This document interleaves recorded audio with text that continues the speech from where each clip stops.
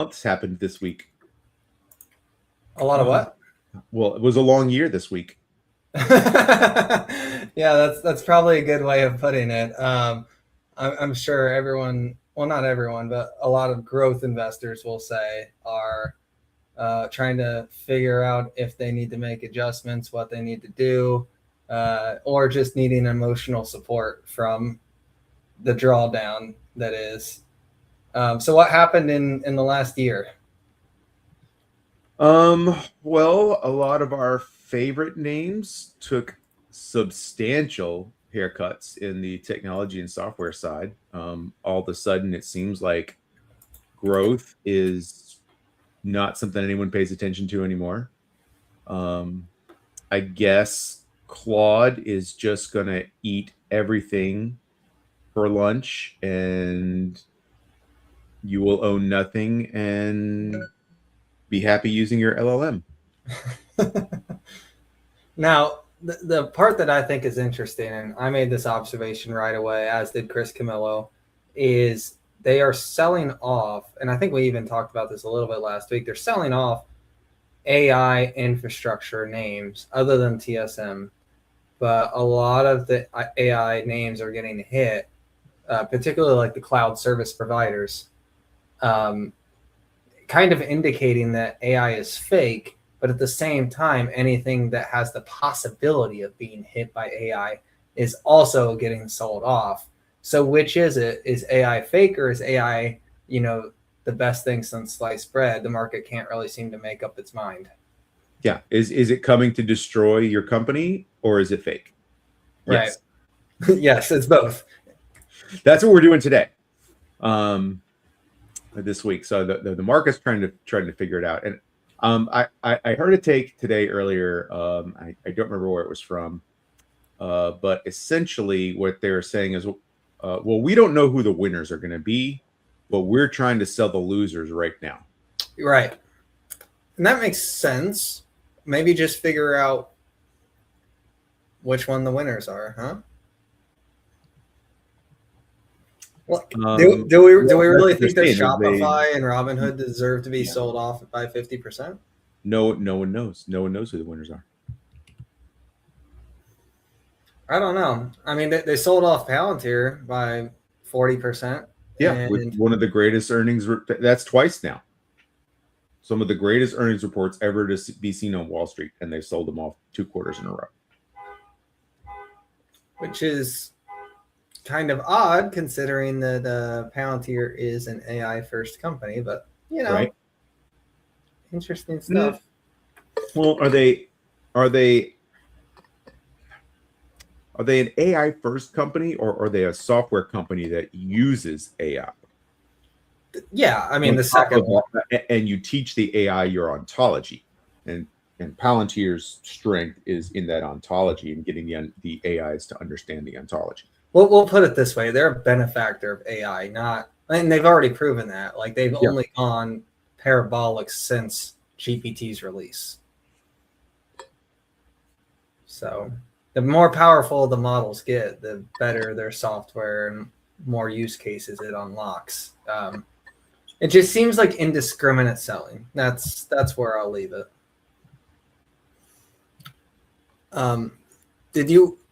I think we can get into Robinhood earnings, because I think that was the meat and potatoes of the week, was what in the world is going on with Robinhood. It closed today at $78, down 8%. Now it was down below $75 this morning, so it was getting hit pretty hard, and it looks like it started getting bought up around the middle of the day. Yeah. But 78 is not 140. It is not. But it's also, this time last year, it was what, $30? Yeah. What did you think about the earnings? I thought the earnings were good. I mean, you're not going to smash revenue every time, and it was in line with expectations. I felt like, especially because Hood gives us so much guidance throughout the quarter, right? I mean, they're rarely going to surprise. So if they come up a little short on revenue, like, I don't care. What I can't figure out is why. I'm going to pull up a couple of charts here for Hood, and I'm glad you're pulling some see up. if I've got some pulled up too. okay.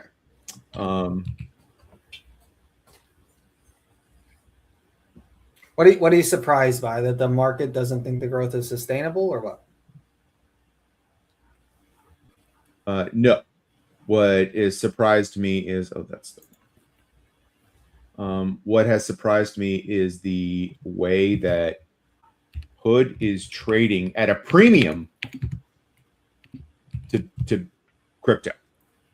Because that's the thing everybody was using it for, is a proxy on crypto, right? And so it has traded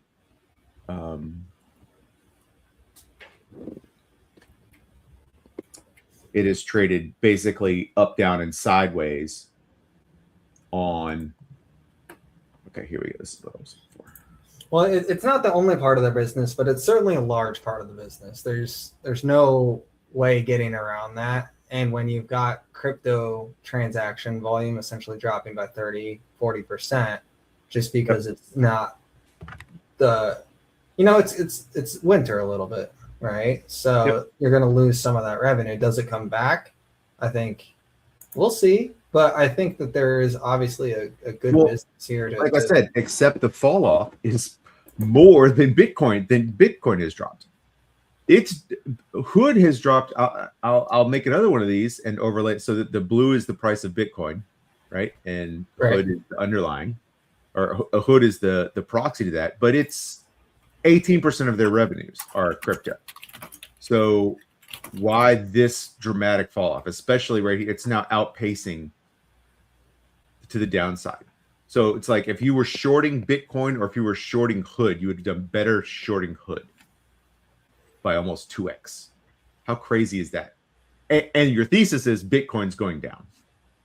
Well, it's also capturing a lot of the transaction-based revenue that is happening with options, right?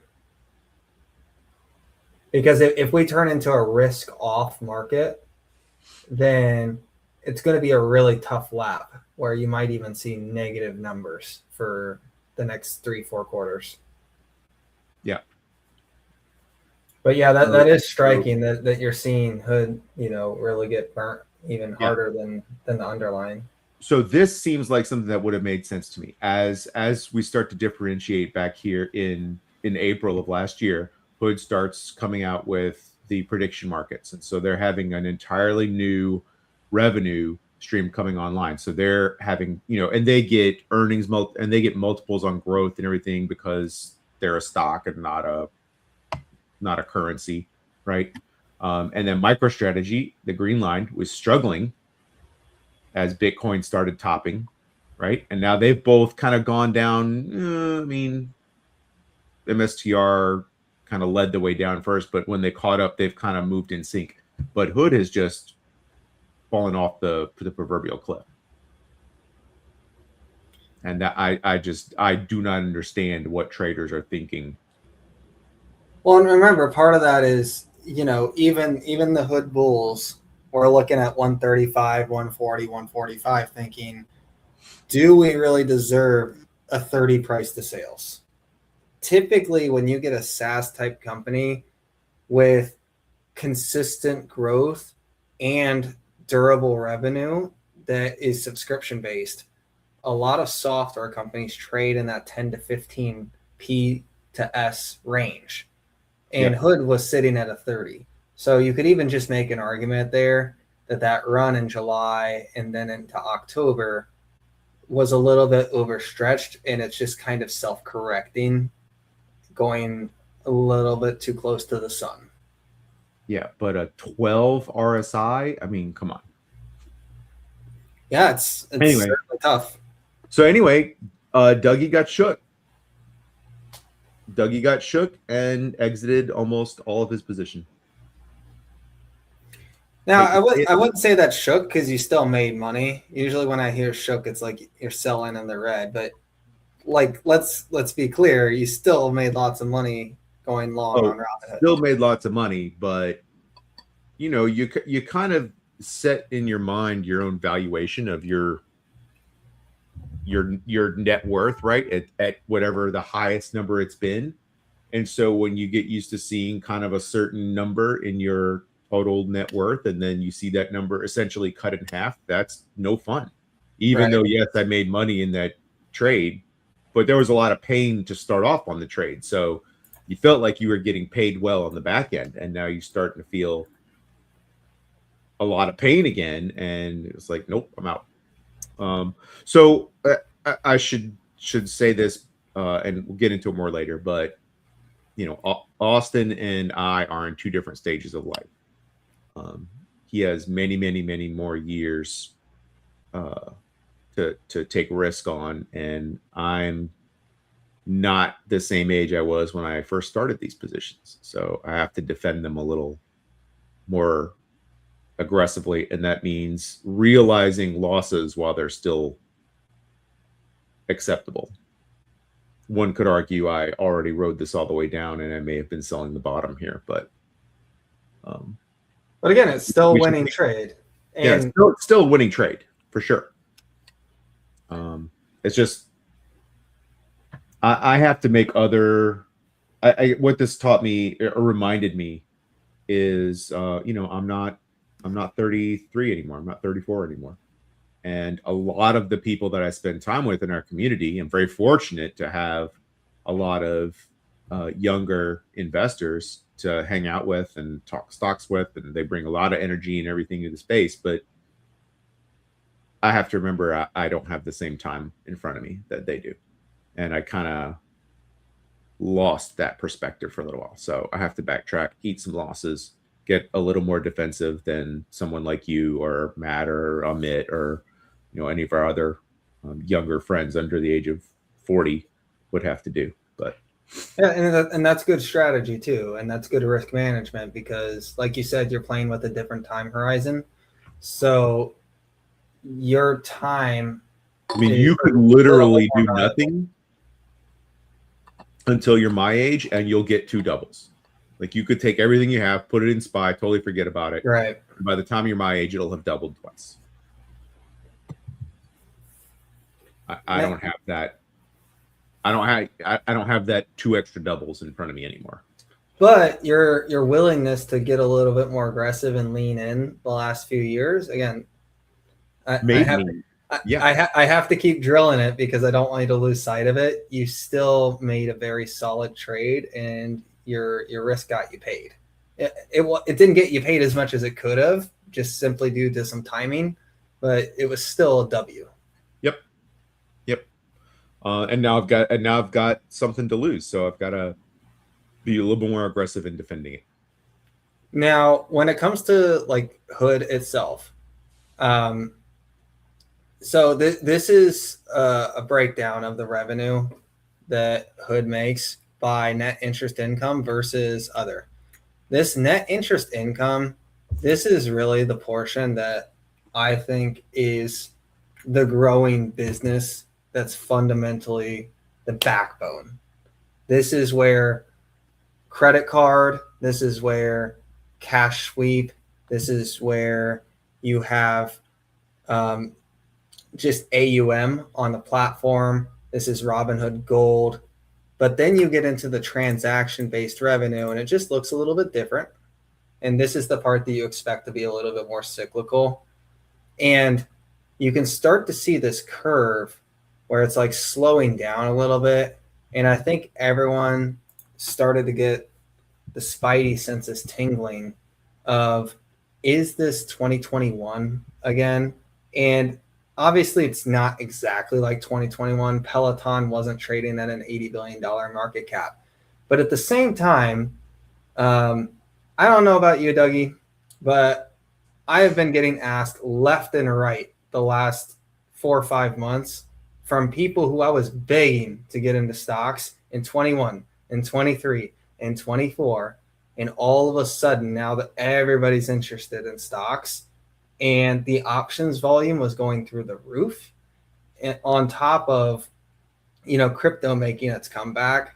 And this is primarily the reason that I decided that I wanted to exit Hood entirely and just wait for a better day. Because, like I discussed, if you have a 30 price to sales, you're expecting something that looks a little bit more like ServiceNow, where it's just going straight up and to the right, right? This is what you pay a SaaS type price to sales for, something like this.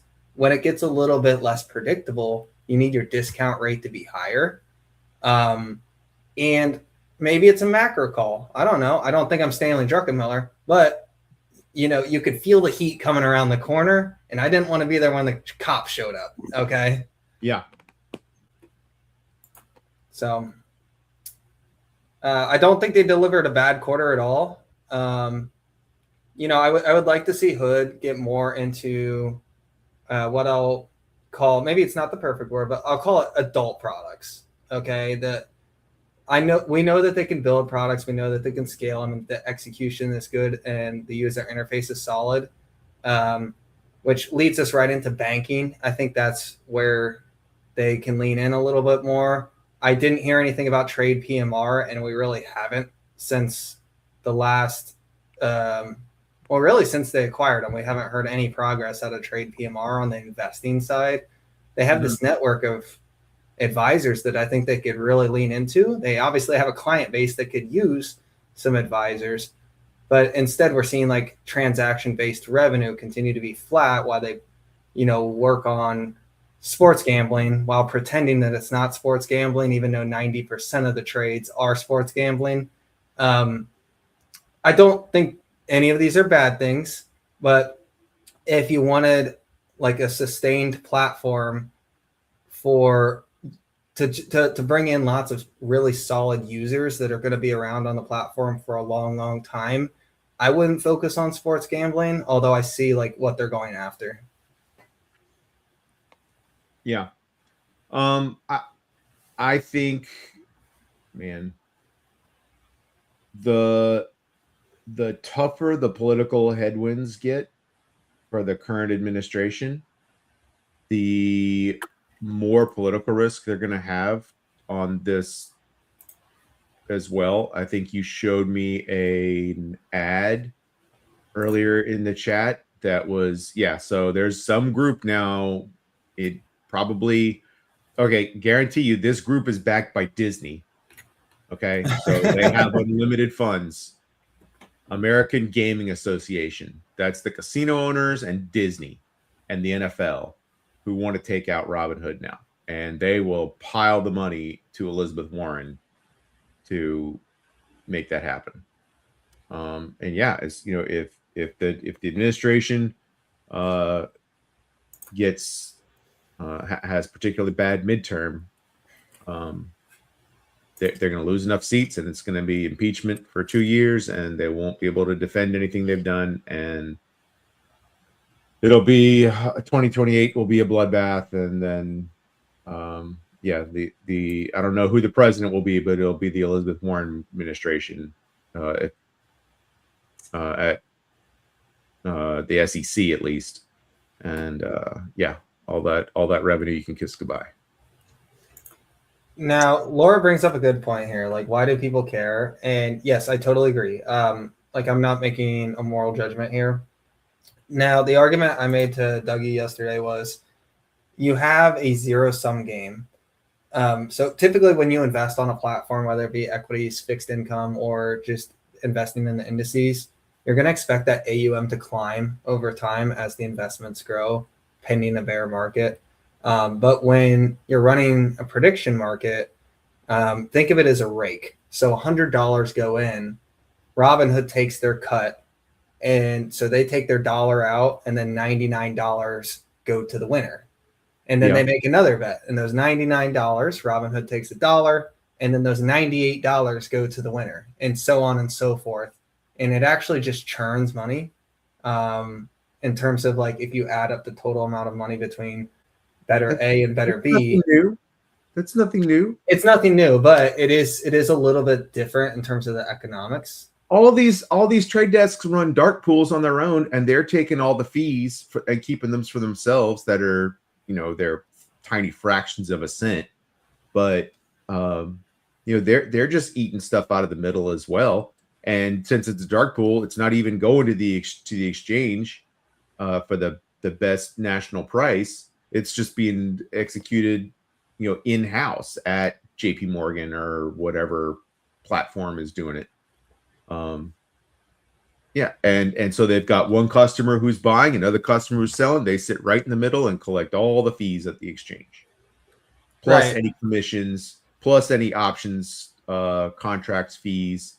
Like, it's the same thing. One could argue that it's actually a little more transparent because you see how much they're taking out of it rather than it being hidden. Yeah, I agree that prediction markets is greater than like your traditional sports book for And a the lot of AUM reasons. reduction is not that much. Let's be honest. It adds up over time, and look, I think Is the casino evil for setting up the game and taking a rake when the poker players trade no, their chips back and and forth? I'm not trying to make a judgment on evil or good. I'm just trying to look at It it seems like a from. lot of people are. So that's I what I'm mean, asking. maybe they are. I mean, I think we live in a free country and that adults are responsible for their own finances, right? Like if someone wants to go invest in Doge with hat, like go for it. I think that's a dumb thing to do, but like you're allowed to do that. You're an adult. If you want to piss away your money, go for it. But obviously, this isn't Doge with hat, but some of the bets are, a lot of the sports bets. It's not that much different. You might as well flip a coin, and that's fine. You should be allowed to do that. But when you have a rotten taste in your mouth because you've come to a platform, maybe you lost on a call option, which all brokerages are going to have, or maybe you just lost your sports bet, like it sours the brand a little bit. And it seemed like Robinhood was actually at a really good spot in 2025 when they were able to turn the corner from, hey, we're like the silly free trading app that turned off the buy button from GameStop. Like it seemed like they were really in a good spot of turning the corner there in terms of PR and their brand image. And then they got into sports gambling because they had all the IRA product and they were building that out and they were getting lots of money onto the platform and people were trusting Robinhood with lots and lots of money.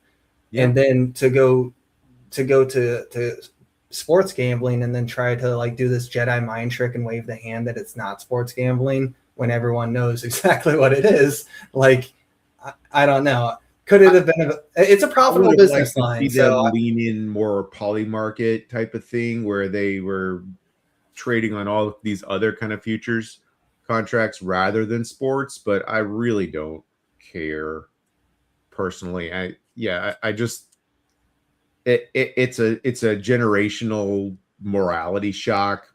Ultimately, I don't. I've dabbled a couple of times.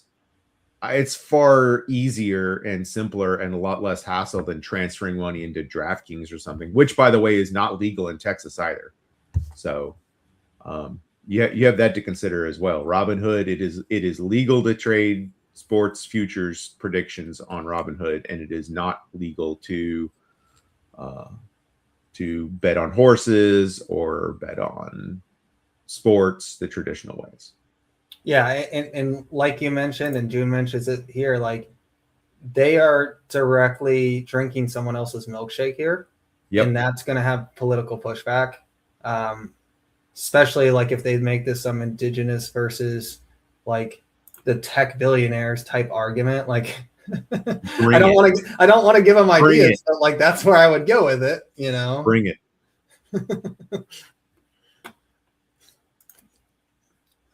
So you still have a little bit of hood, but how are you thinking? Because I'm waiting. I think I'm just waiting for a little bit more clarification on what's going on in the macro before I dive in. But how are you sizing? Well, look, Vlad is a fantastic CEO, and so I feel like I'm out right now based on momentum only, and I'll be looking for a time to re-enter and start rebuilding this position. Okay. And it's a business that I actually understand because I've been in it so long now. that is more attractive to me than trying to go learn an entirely new business. Does that make sense? It does. Like, I mean, somebody was talking about Fiserv the other day. I know you like a lot of, you have like Fix and other things that seem like excellent plays, but I don't know anything about those businesses. I had to start learning them from scratch. I already know Hood. I already know the players in it. Why did they have the best tech in Wall Street when it comes to talking to their investors on their earnings presentations? Why is their pitch deck or their slide deck the top? Like, these are things that you think Google and Microsoft and others could put a little more effort into, and they just choose not to. That's what that tells me. Well, So Robinhood Robinhood appreciates its investors as its customers, I think. Yes, that's exactly what it is. Like, I'd be willing to bet that a lot of people on the platform also own Hood stock, like an insane amount.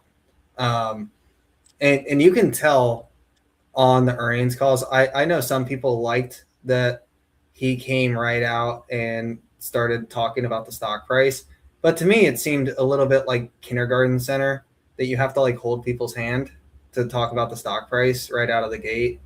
Because people were even joking in the chat before the call started of like, why is the stock price down? Like, because it's such a stupid and then that was the ask on an earnings first question. Yeah. I mean, it was live questions. It's not like they're controlling them. I'm trying to pull up the presentation here because I wanted to cover some of the stuff that's been a little bit flat.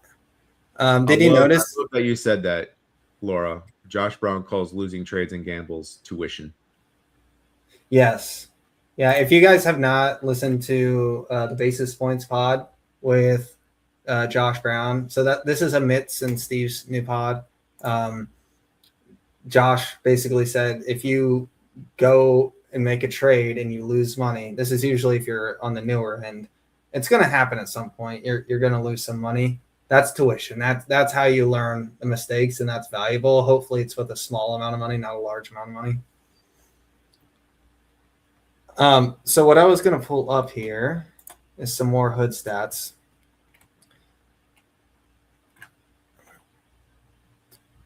This is, where was it? It's the slide with their margin book. Must have gone past it.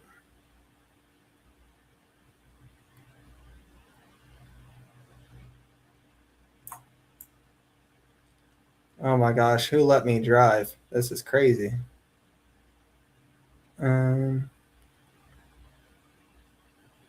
But see what I mean? Like, that is just the best looking slide. Oh, it's clean. No doubt about it. It is very clean. Oh, here it is. Yeah, so on these four charts here on this exact slide are equity volumes, options contracts in the top right.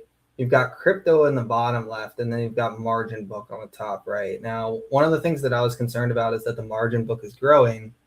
And then a lot of the assets that I presume are being held by Robinhood investors are just a little bit squishy. All right. Like, I don't think there's that many people on Robinhood that are owning like Procter and Gamble or Johnson and Johnson. You know, they're leaning into your IRENs and your Rocket Labs and some less quality stuff, even further down the barrel than that. And they're using leverage and they're using contracts on top of having crypto. So I worry about the margin book just a little bit. And then you've got the seasonality here of options contracts peaking in October and then normalizing.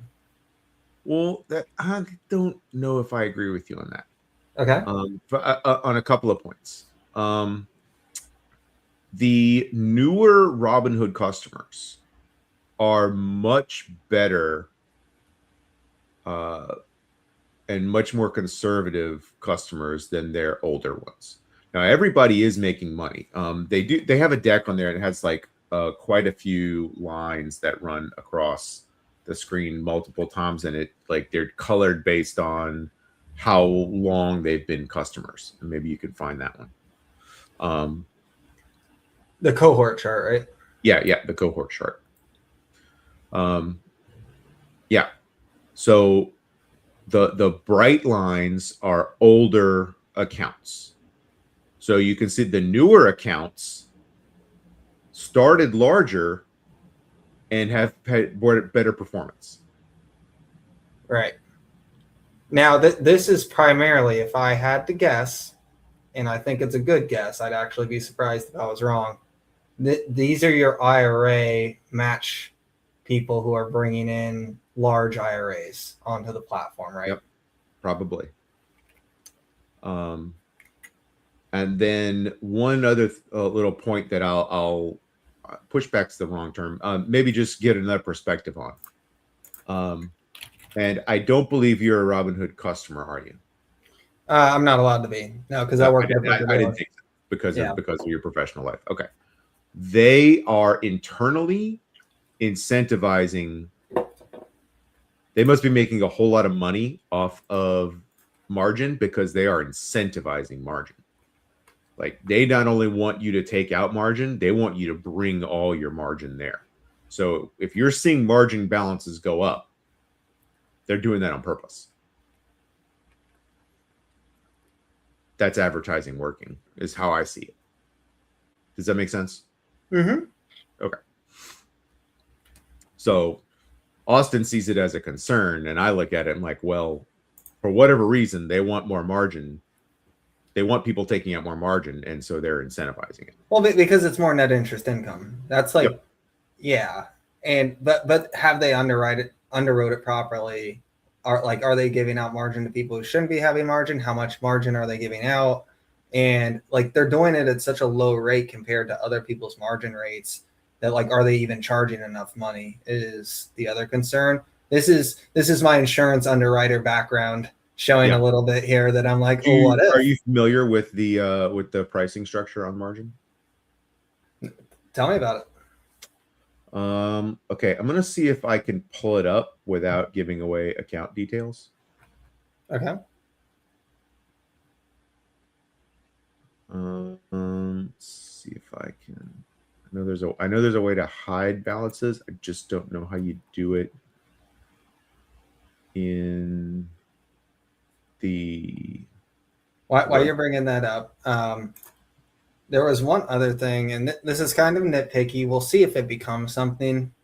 So this is a chart of all of Robinhood's OPEX. So we got different categories here.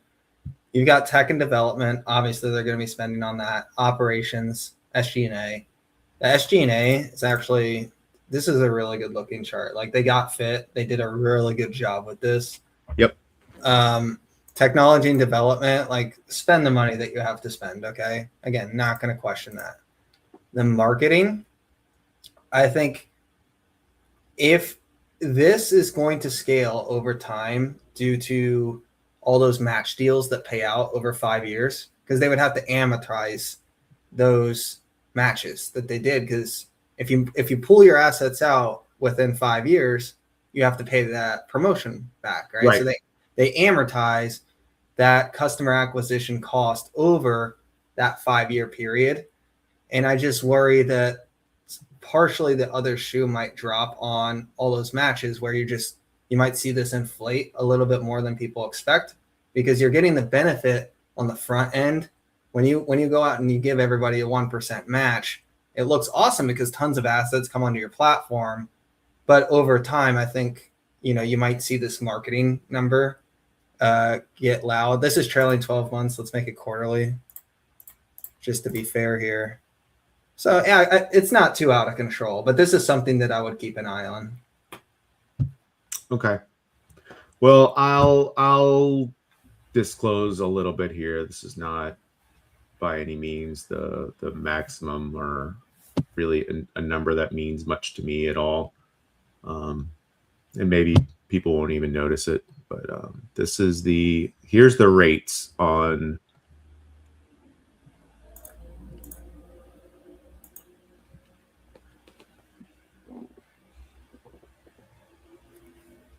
So those are really, really good rates for borrowing money. These are stupid cheap. I mean, this is like what credit card, right? Like just like pay off your credit cards with your margin, right?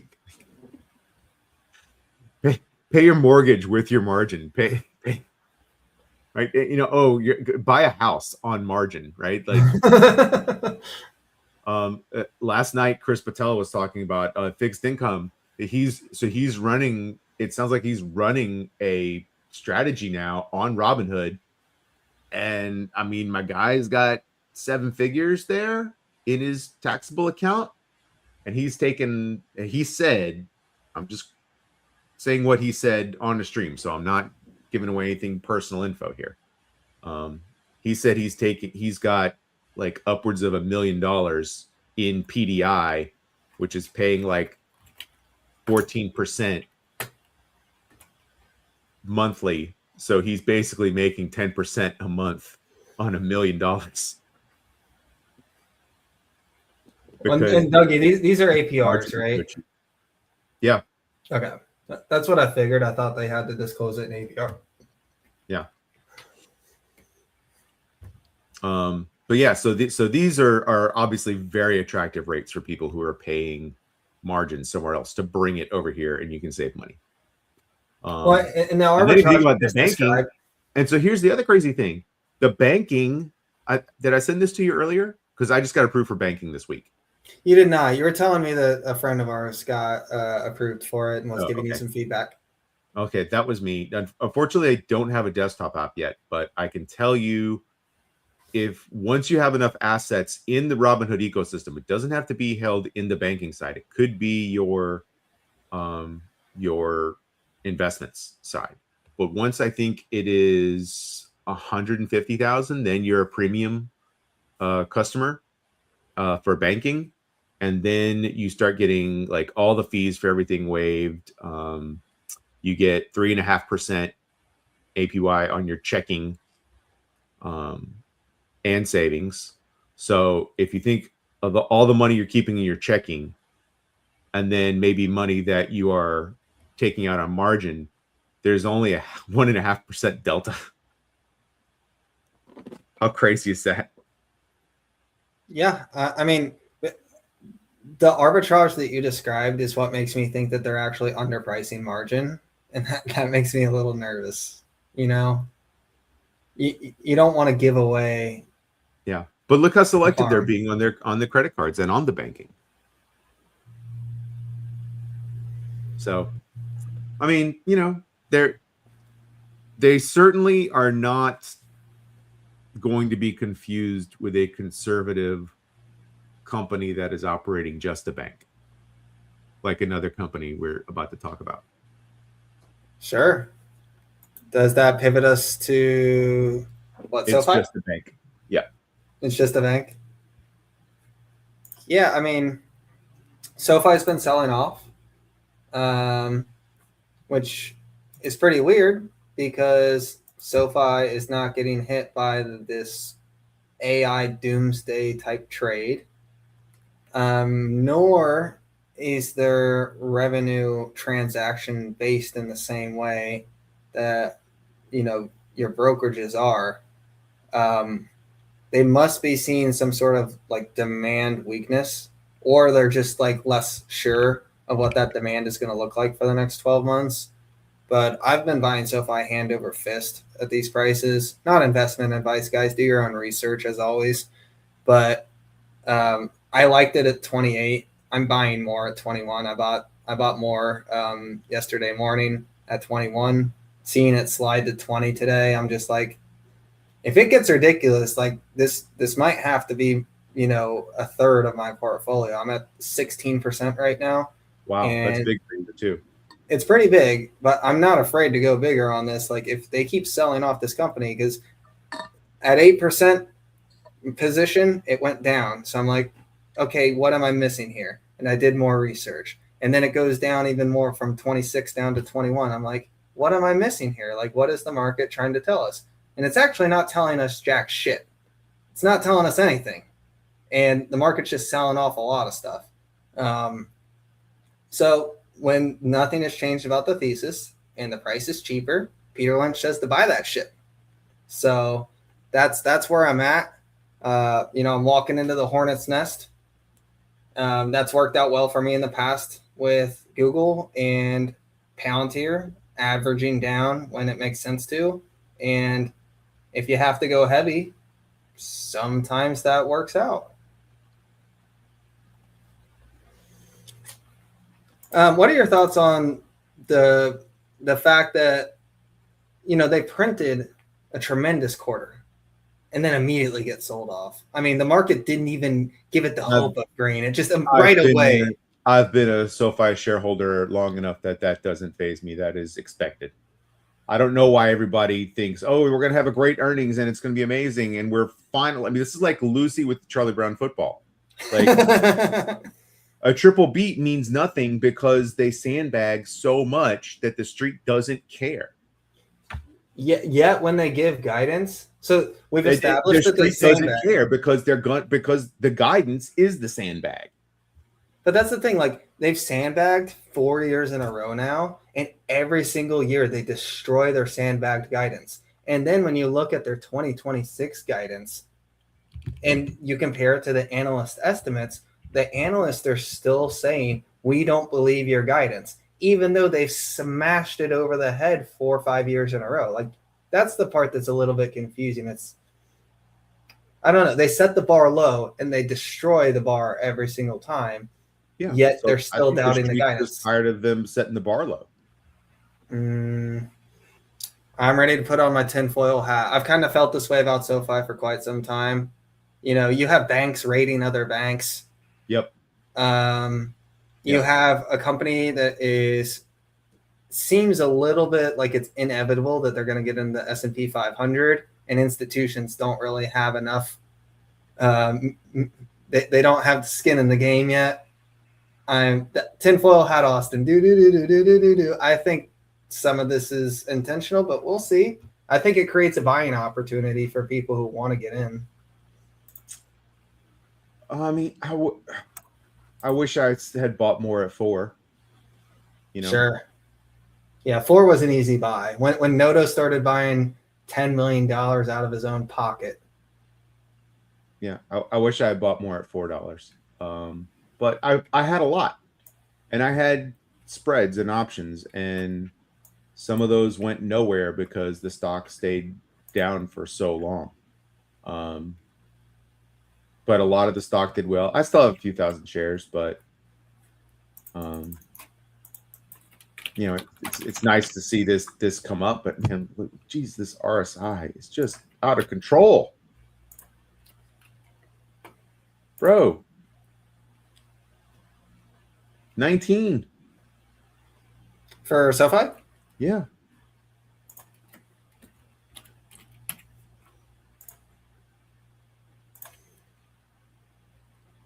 Yeah, I mean, it just seems like opportunity to me. Last Thursday. When you get people like heading for the exits on like me, I couldn't hold. Like I sold a bunch of stuff on Thursday. Well, like specifically on SoFi, nothing has changed. That just seems like one of those points in time that you do have to walk into the hornet's nest and see if you can get some honey. I was actually talking with my wife today and was like, there's stuff I have now that the positions we have, because I sold a bunch of Palantir too. And for reasons I'll get into towards the end of the pod. And it was just like, whatever it was 3-4 years ago, buying Palantir at 6, 7, 8, 12, 15 was easy because I saw something other people didn't see. Buying Robinhood at 8 was easy because I saw things other people didn't see. I don't feel like I'm seeing anything people don't see right now. If anything, I'm late. I'm late to all the parties, and all the good stuff has already happened. Well, and Warren Buffett used to say this all the time. Like, you don't have to baseball. If you don't swing at strikes, you can get 3 strikes looking. Yep. Investing is not that way. You can let as many pitches go by if you want. Other than decay of the US dollar, you really don't have to swing at pitches if you don't want to. You can just kind of wait for your pitch. And then when you get it, swing the bat as hard as you can. Laura says we're in a moment of rare opportunity, and I agree. I just don't know where to go right now. One of my other theses got blown up today a little bit. One of my other plays. But it was a growth play, and growth is being completely ignored anyway. So the fact that it didn't grow as much as they were hoping to, does that even matter? Like, if the market is no longer giving anyone a discount for growth, if you come in and you report, oh, we're not growing as much, then who cares? Well, speaking of like names that like could be an opportunity here, I was doing some research on what might be the most boring companies here. I'm going to run off half of the viewers to the stream here. Oh, yeah, here we go. Here we go. Boomer stocks. We're going to stay in financials here. So these are some long-term compounders. We've got Moody's, S&P Global, FICO, and Intercontinental Exchange, ICE. These are, I call them matrix stocks, okay? They operate within the matrix. These companies, most people like haven't heard of them. And Intercontinental Exchange, they own the NYSE. And they also have a real estate platform. FICO, everyone knows them from the score, so they're rating stuff. And same thing with S&P Global and Moody's. They're rating bonds. They're doing research. And these names have just gotten destroyed. I mean, over the last month, you've got S&P Global down 28%. Moody's down 23%. Like, these are companies that really world-renowned investors like Berkshire, Dev Cantasaria, Chris Hone, these are supposed to be monopoly / duopoly level companies that own the whole market that are getting sold off right now.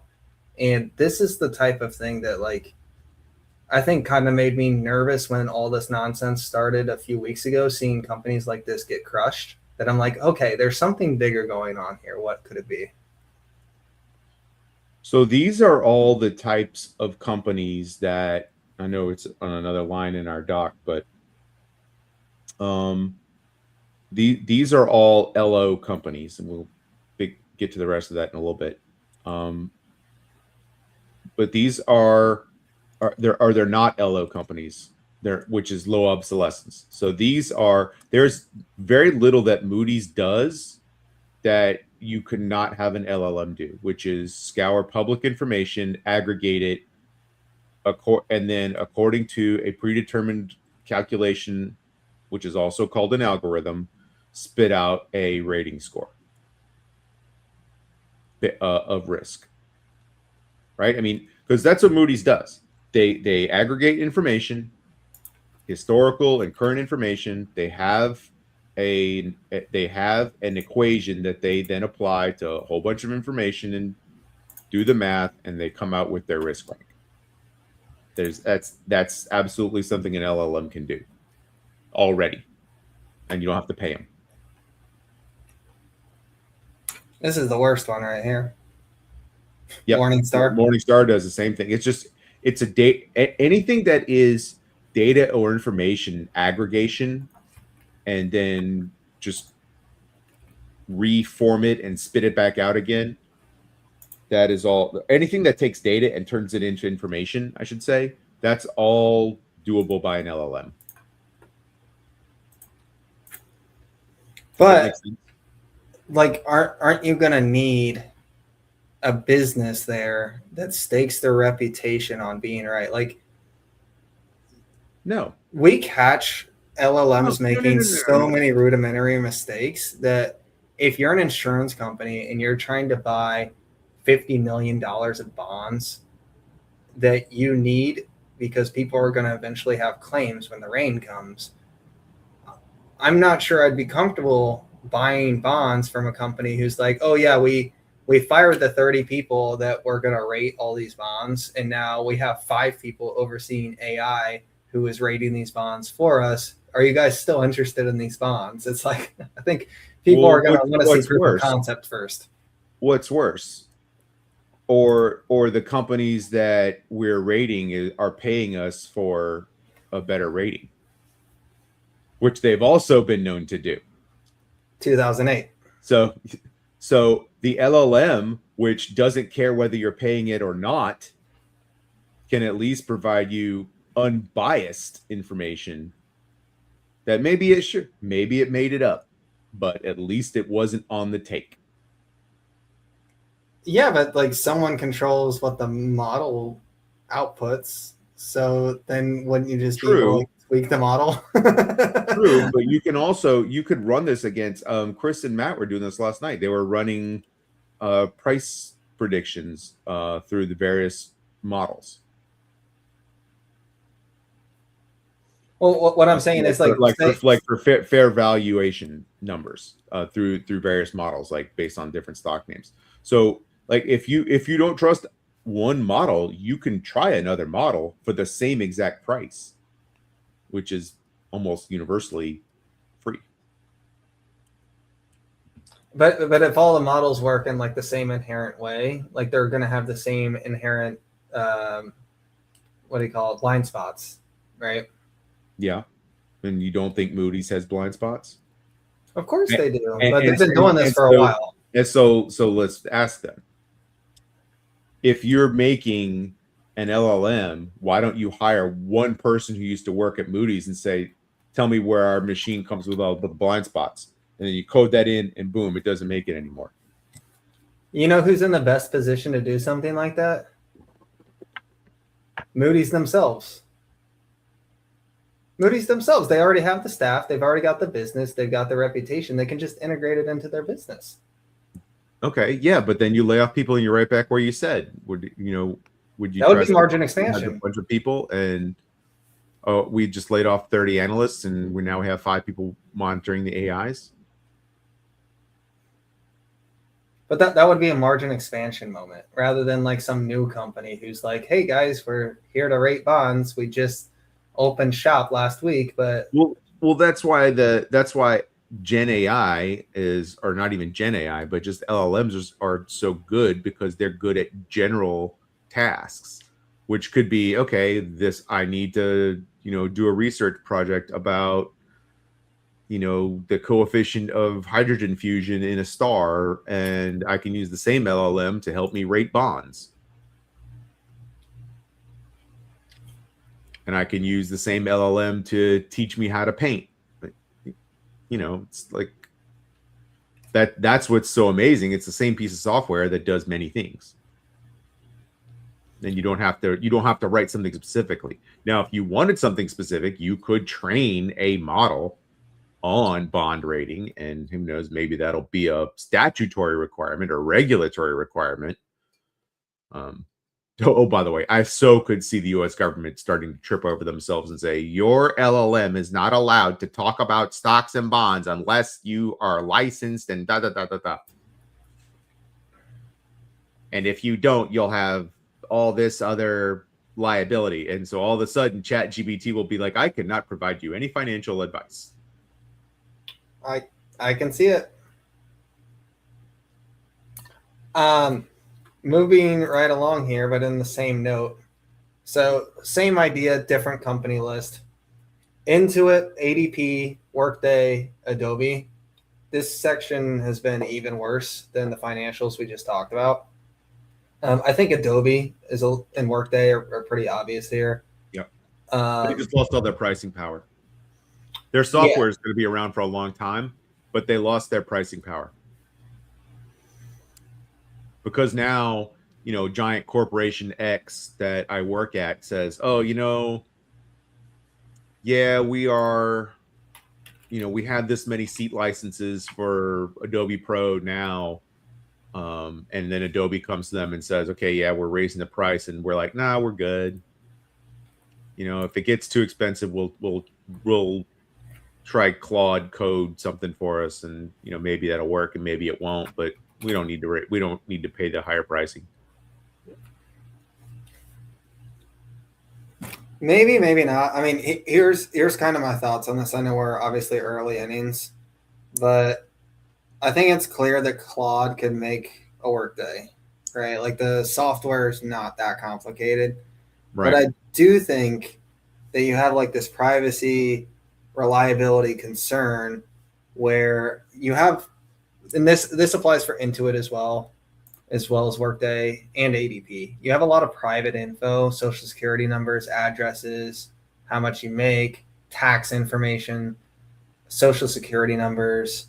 Are you telling me Gemini doesn't already know it since they use single sign-on with Intuit anyway through Google? Yeah, I mean, if Google comes out and makes something, like, it would have to be a reputable company that people already would trust with their information, like maybe even Apple, but like obviously they're not going to get into this space. Maybe Microsoft, but I think the concern that you're going to have a bunch of like vibe coded startups that are popping up in the valley that people are going to like trust all their tax documents, or are going to be talking to, corporate leadership of Fortune 500 companies saying, hey, I can save you $20 million a year. You don't need to buy Workday anymore. Move all your most valuable information in your processes. I know you're worried about running your business, but do you want to save these $20 million? And it could potentially throw everything to shit. Like, let's go ahead and move over to Workday 2.0 Vibe Code edition, AI edition, right? Like, it just seems a little bit unlikely. What seems a little bit more likely is that these companies adopt AI and defend their moat. I think they can pull it off. I'm not buying these dips, but like the Intuit dip is looking juicy. Well, what's the PE right now on some of these companies? Like, what's the PE on Adobe? Adobe is dirt cheap. Let me pull it up.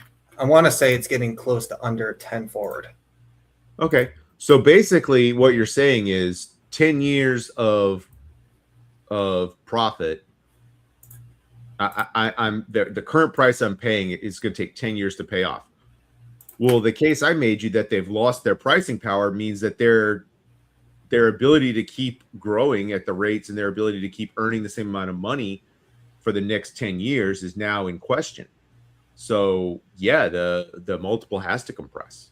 Yeah, does it deserve a compressed multiple? Absolutely. Is 10 fair? Well, I hate Adobe anyway, in principle, so I wouldn't touch them anyway. But like, I understand that they make important software software that's been important for the last 2 decades. But is 14 forward PE for Workday? Is that fair? Like, they're at a 4 price to sales. This is a software company, by the way. If we look at the income statement, like, they're growing double digits still. Yeah, it's like trickled off over time, but they're still growing double digits. Their EPS. Remember, it doesn't matter if you're growing or if you make money. What matters is, are you high obsolescence? Can an LLM do what your company does? So what did you say the PE was? 4? The price to sales is 4. The forward PE is like 14. Okay. So, yeah. So can an LLM do what your company does in 14 years? In 14 years of developing LLMs. Think how far like streaming video has come in 14 years. 14 years ago, we were still renting DVDs at Redboxes.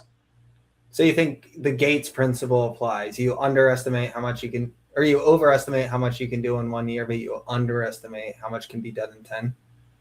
Yeah. I mean, that's valid. I just don't know if there's going to be an annihilation of 200-300 software companies. No, there will be ones that survive, but they will not be ones that take data and turn it into information. If you're an information aggregator for Workday, for example. It's it's behind the scenes under the hood HR software that helps write job descriptions and post internal crap and send out a whole bunch of spam internal emails that no one reads, and manages your corporate training that you have to accomplish, right? An LLM can do that. It can do it, but I don't know. Especially if it's just running inside the network, like inside your companies. Like you could go to whatever the Schwab Pilot, whatever company you work for, right? Branded Copilot for the company you work for, Schwab Pilot or UDoc Pilot, right? And you go to your little site there and just ask the LLM, what training do I have to do today? And boom, it just lists all the classes you need to do, which are just stored video files with a quiz at the end. Like, why does Workday have to exist? Why does Workday have to exist? Yeah, it's a YouTube playlist with some HTML quizzes at the end. Well, I think you're paying Workday to make sure that it's operational and works the way that it's meant to work without issues, and that you've got like a guarantee there that if there are issues, you've got tons of staff who are accountable, can fix it, and they've got the reputation there that if there's like a data leak or there's a big problem, that there's an entity there that you can like go after. How well did that work out for everybody who went after CrowdStrike? Good. They got discounts, right? Oh, they got discounts. They didn't get made whole. They just got discounts on future purchases. So they're massive discounts, though. Yeah, massive but they're still locked in. Yeah, because it's operationally mandatory that they have it. And I think Workday could be the same thing, right? Like, is it operationally mandatory? Yes. But obviously the outstanding question is, like, can you reproduce it? I think it's a little bit underestimated that, like, you can't just, like, I don't think a Workday gets built in under 2 years. I just don't. I don't believe it. And then on top of, like, even on top of building it, then you have to go and find all these people and onboard them onto it. And that's a whole another thing, is like moving all of your institute or all of your organizational stuff onto these platforms. Like we've seen a Claude bot can already do that. But we've seen some of these cloud migration projects take like a year and a half, 2 years. Yeah, it's because humans are slow and they're stuck in the middle. A Claude bot can do it in one night.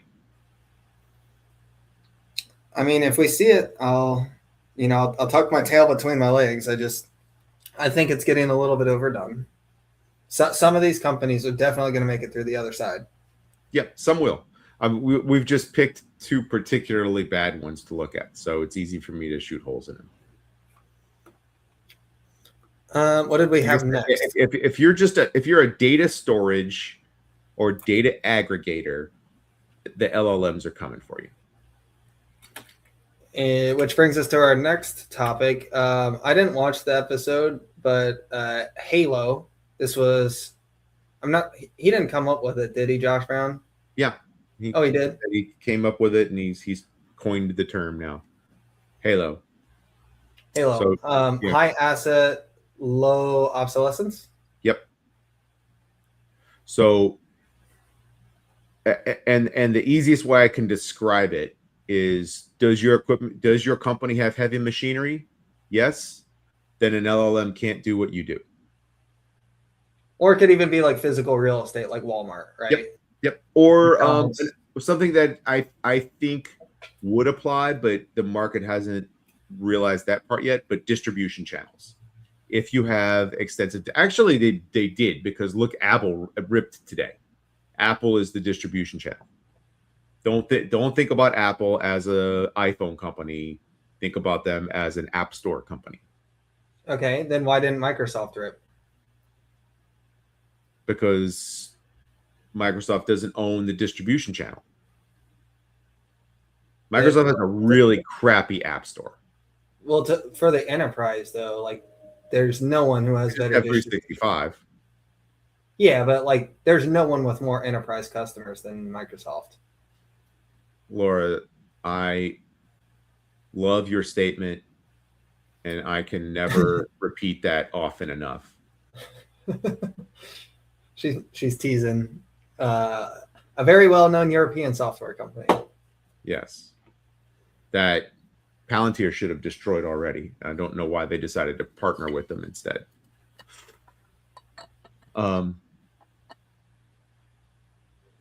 Sorry, so Halo. I got distracted by the brilliance in the comments section. Halo. So I think a few examples that we had come up with were also Caterpillar. Yep. We've got the railroads, John Deere, even Comfort Systems USA, which I know is just I'm gonna be so sad if it just keeps running. Actually look up in our chat, because I sent you it's not in the private chat, in the WhatsApp. It was the returns at 25 versus 26. I have some really good outliers on there that you can pull those up. And which one was this?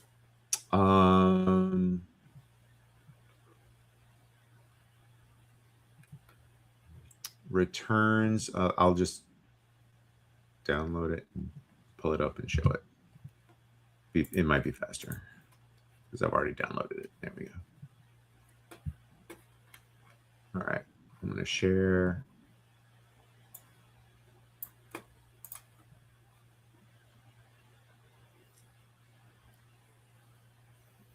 And these are like stock returns of specific companies? Yep. Yes. Okay. Okay. So what we have is returns in 2025 versus 2026. All right. So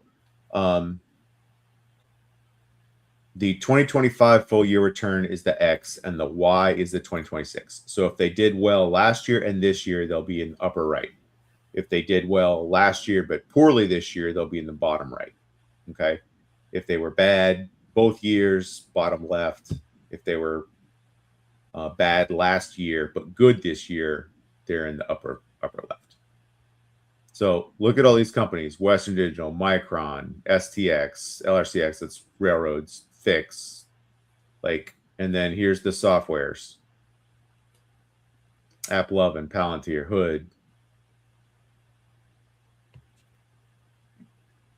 I wish I had all of them out there, but what you can see on these companies is they make physical things. They build physical, or they move physical things around. They're connected to the real world. They're not just moving photons.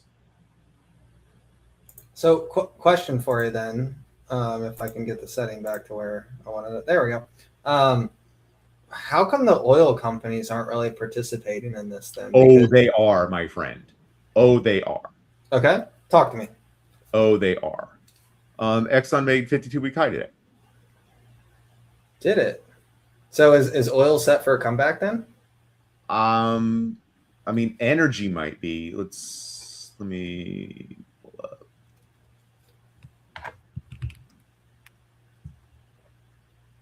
And then I still have these stupid comparisons on there. Let me get rid of those. Share. Yeah. Okay. Now, I already told you what this is, but imagine I didn't. Pull that up. Is that a cryptocurrency or an energy stock? Pull up a cat next.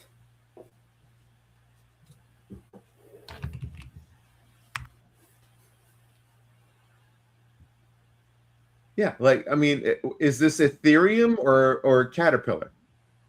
I've got one more for you. ECL. This company basically has flat revenue, but they do water treatment facilities and pest elimination. Like, Okay, what is that? What does that move? RSI's 80. Guys, this is a company that like should be trading alongside with like waste management. Like,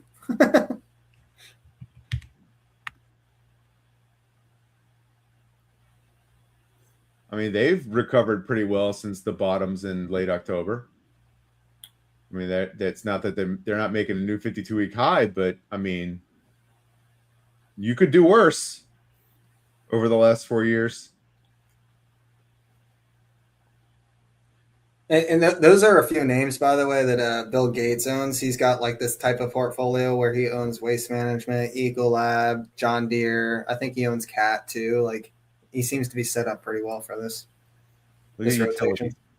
Yeah, basically utilities. I mean, okay, so we had, since the so no one wants to own software anymore, right? Which was, the first week of February, we're up, almost 10% in utilities.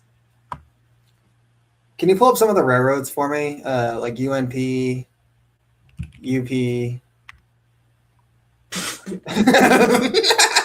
This is ridiculous. Bro.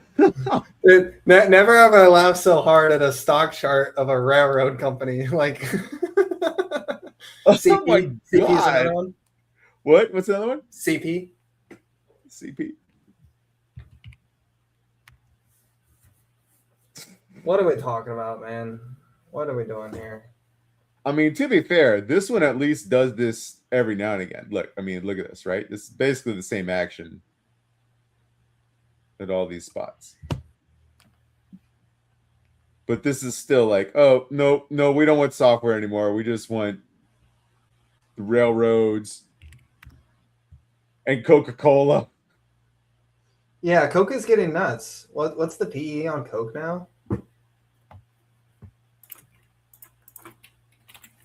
Coca-Cola is now sitting at, okay, I guess it's not that bad. A 24 forward.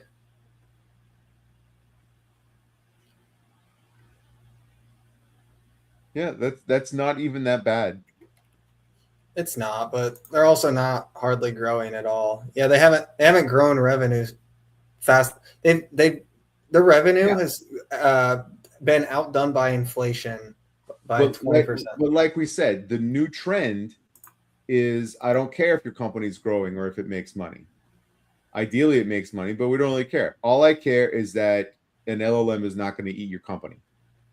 And an LLM cannot give you a Diet Coke.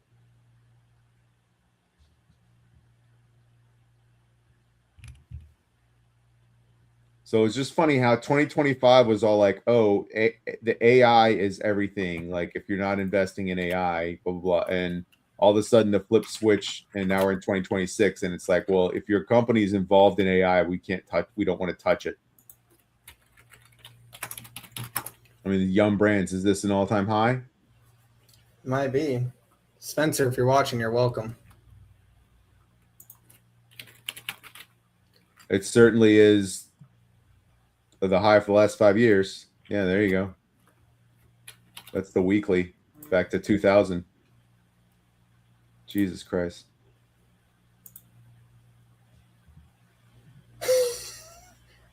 CSX.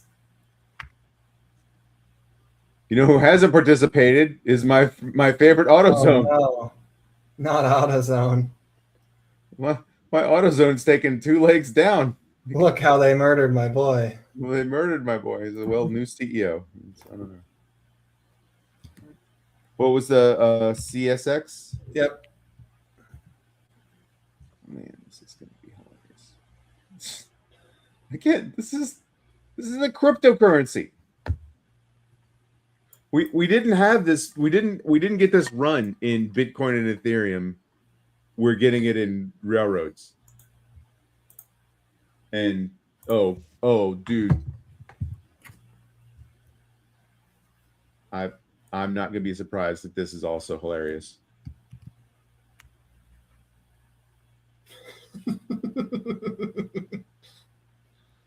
I mean, look, these are all, they all started on the same day.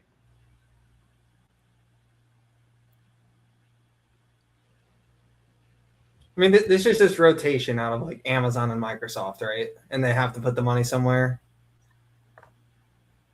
Because like look up SCHD, it's up like 15% year to date.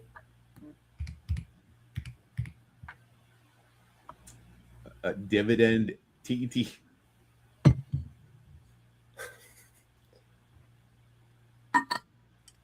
This is a dividend ETF that's up 15% year to date. This Or is 42 days into the year. This is a dividend ETF with an RSI of 83.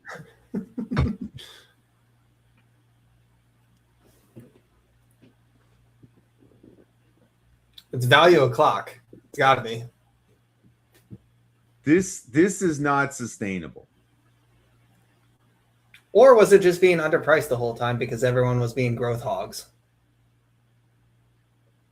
Like, is this a catch-up trade, or do you think this is just out of control? Well, they can't all go up at once. And that's what's happening. So, like I said, it doesn't matter if you're growing or if you make money. It's just if you're not a halo, you're going down. And if you are a halo, you're getting paid. Doesn't matter what you do. Did you see Eaton is up 24% year to date?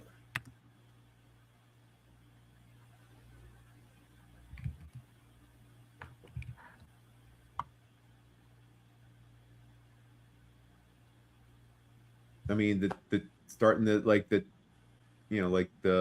January 26th. Yeah, they have a huge backlog, Eaton. Huge industrial player, $156 billion market cap. What are some shipbuilding stocks? Like shipbuilding, I think HII is the one that Stock Talk likes.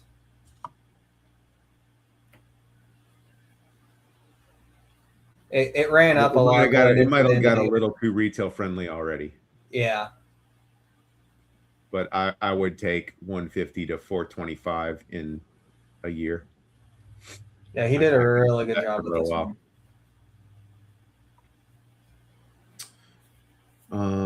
What are some other Verizon?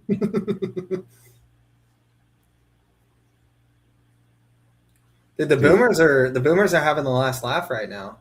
They are. The boomers like, okay, we own all the real estate, and you're selling your, and the Gen Zers and millennials are selling their software stocks and buying our stuff that we've been holding in our 401ks for forever. Someone in the comments said AZZ. It's up 40% in the last 52 weeks, up 28% year to date. What do they do? I have no idea. $4 billion market cap. Industries. They're industrial. Okay. So I mean, a chemical company maybe. GE Veranova, 26% year to date. So yeah, it's broadening out. This seems healthy, right? Yep. I think you kind of want some breadth These to are the market. back on the days, back on the dailies. LRN, remember when we liked that? Yeah, I luckily escaped out of that one just in time. Really? Because if we'd have kept buying in December, we'd be Gucci right now. That's fine. I did not want to let the dust settle because basically they had a huge customer exposure risk. They yeah, but we were in it back here, right? Like we ate this gap down quite a bit, if I remember correctly. Now, luckily, I did not have much money in this one. This was like a 1% position. This is an online education company. Thus the ticker LRN, Stride. And they had started to move their way into some of the schools and basically were selling to the schools. And really, really strong fundamentals, but they had a customer concentration risk. And a lot of the revenue that they were seeing gained was from one particular school system in New Mexico. And they got into a big legal spat. So that was the reason for the big gap down. And I have not followed the story since because I'm really not interested in following a lawsuit between New Mexico schools and a software company that's concentrated. Yeah. So that's why I got out of it. Look at Pepsi. Pepsi got an RSI of 85 last week. These are just insane. Dougie, this is TradingView, right? Yeah. There you go.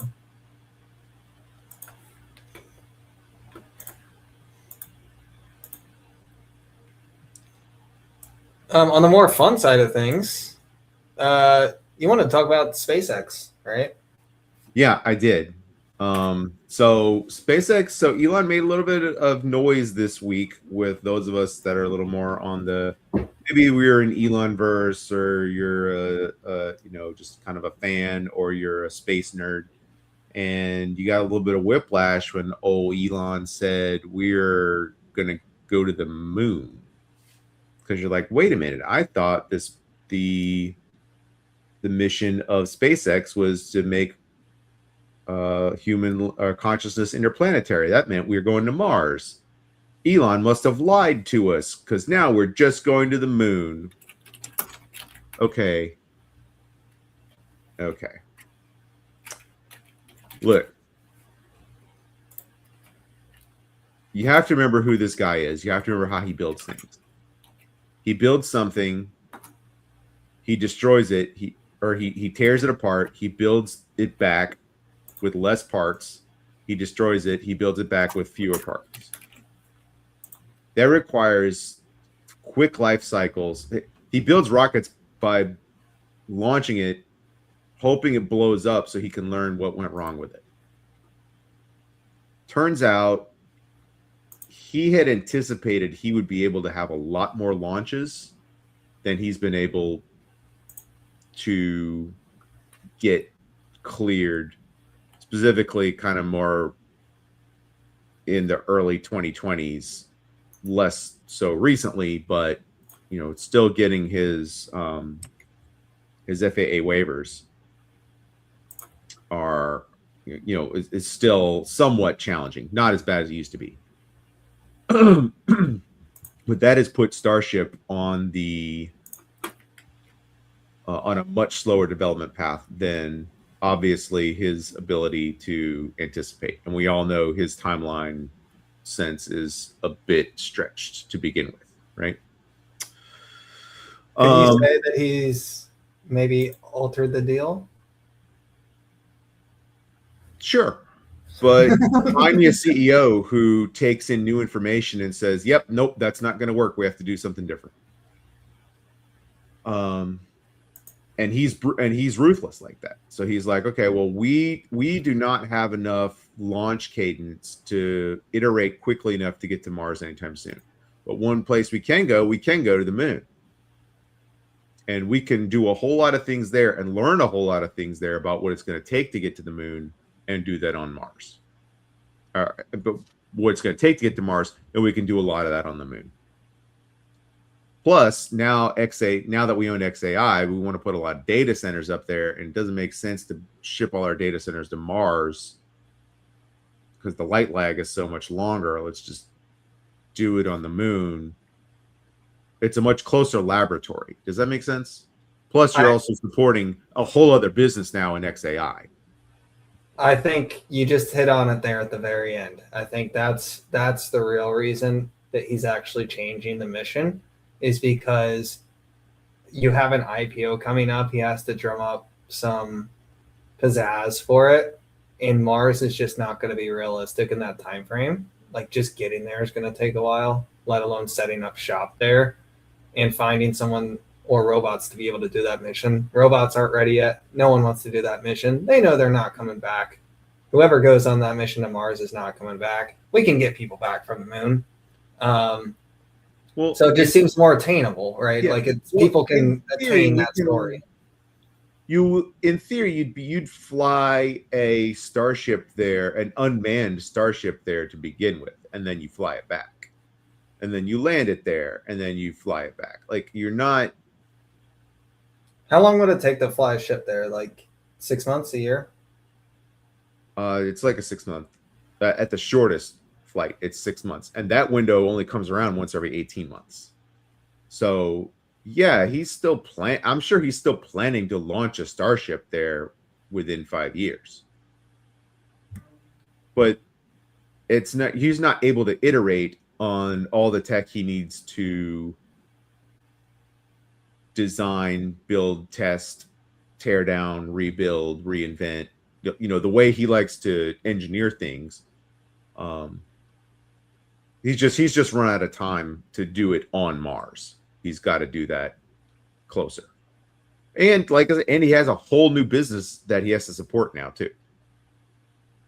With the space-based operations. So it totally makes sense to me. Good CEOs understand when things have changed or when strategies aren't working, and they pivot and find new ones. The people who always want to attribute that to disingenuousness or call him a scammer or a liar or a grifter are always going to do that. But it sounds like a good CEO to me. I wouldn't call him a grifter or a scammer. I would say that sometimes he misleads investors, and that he pumps a little bit. Like he builds excitement and tells a story, which you're allowed to do. But if it's true that he takes in new information and then changes his mind, like here we are in February of 26, and I'm still confused why you can't hail a robotaxi in Austin, Texas without a safety driver. Because he's really doubled down on the vision only thing. And if he's willing to change his mind about certain things, like why it's, we're looking at 6 years now of him not getting there. Does he need to hire a different team over there? Like what's going on with that? So obviously I don't know. Right. And it's not like he doesn't make progress. It's not like the tech isn't progressing, right? It's not like he's selling something that is not obviously just over the horizon. Now it feels like it's just over the horizon every quarter, but while that remains true, it's obviously better than it was the previous time. Does that make sense? So it does. Progress is being made. It's just you don't know when you're there until you're there. Right. But when you say that, but he's still AI self-driving is going to be have to put a timeline on it. Yeah, he puts timelines on things and then regularly does not come anywhere close to them. And then he says things like AI self-driving is going to be sentient. And then you can't even get people around a city without an employee in the car. There's just a big disconnect there between what he promises and then what gets delivered. Oh. Okay. Well, I have something to tell you offline once we get done here. A little story to share. Okay. Can't share it here? But no, it's not for sharing here. Okay. But I really see, and people are wondering if the whole thing is going to get rolled up into Tesla anyway and get merged. I think that's obviously going to happen because the vision only piloting program is going to also fly SpaceX Starships. It's also going to land them on other planets. Like it's going to dock the two different vessels together autonomously. And I would not be the least bit surprised. It's what's going to run in the Optimus robots. Like Vision is going to be how they navigate with the world. They're not going to have a whole giant sensor suite on it. So I think that is why he's really being so stubborn, because he knows he has a laboratory to make this thing work. You mean on Vision? That's why he's being stubborn? Yeah, okay. Vision only, because he understands, in fact, once we can make it work on Vision only, and it does work, once that's perfected, we can roll that out into all the robots and all the different form factors that I want. Remember, Tesla robotaxis are robots. They're just robots on 4 wheels. A robot on 2 legs can use the same technology and the same sensors and the same camera sensor suite to do all the same stuff, except it just has more available outputs. Right? A starship is doing the same thing. That 2 starships that have to dock so one can refuel the other. Well, they're just going to be able to do that visually. They won't have to have full radar systems. So you've got crossover. I get that idea. Am I the only one who is like kind of cold on the idea that humanoids are the most effective form of robotics? Like I feel like purpose-built robots, like the ones in warehouses, are going to rule the day a little bit. And I just like, I see a figure video and I'm like, wow, that's cool. But it doesn't seem like, I know it's going to get better and it's going to be doing chores and stuff, but like, I feel like industrial scale robots are going to be a lot more useful in terms of just like economically speaking. This is an interesting question. I can make both arguments for you if you want to hear kind of both sides. That's what we're here for. And I see both of them. I tend to lean towards one, but I think I can make both cases pretty well. I think so. I'll start with, I think, trying to shine some light on the case you're making and flesh that out a little bit, and then we'll come back on the other side. So on the purpose-built robots are going to excel at what they do, and they will be able to be constructed with the minimum number of parts and the minimum amount of software, the minimum number of compute to do that task, right? They are not it's not a bad analogy to think of purpose-built robots as ASICs. It does one thing and it does it great, and you can gain some efficiency by reducing overall part counts, and you can leave out everything that is unnecessary to accomplish the task at hand. And what I think of in my mind is like Amazon fulfillment centers. Amazon fulfillment centers, right? And those robots can lift, a box that weighs a certain amount, that has certain dimensions on it, and it can move that box around all day long, and it can do it fast. And you didn't have to buy a whole lot of other hardware. You didn't have to build any extra servo motors. You didn't have to install any new stuff. The compute and the memory and everything that goes into it is purpose built for that job, and you're never going to ask it to do anything else.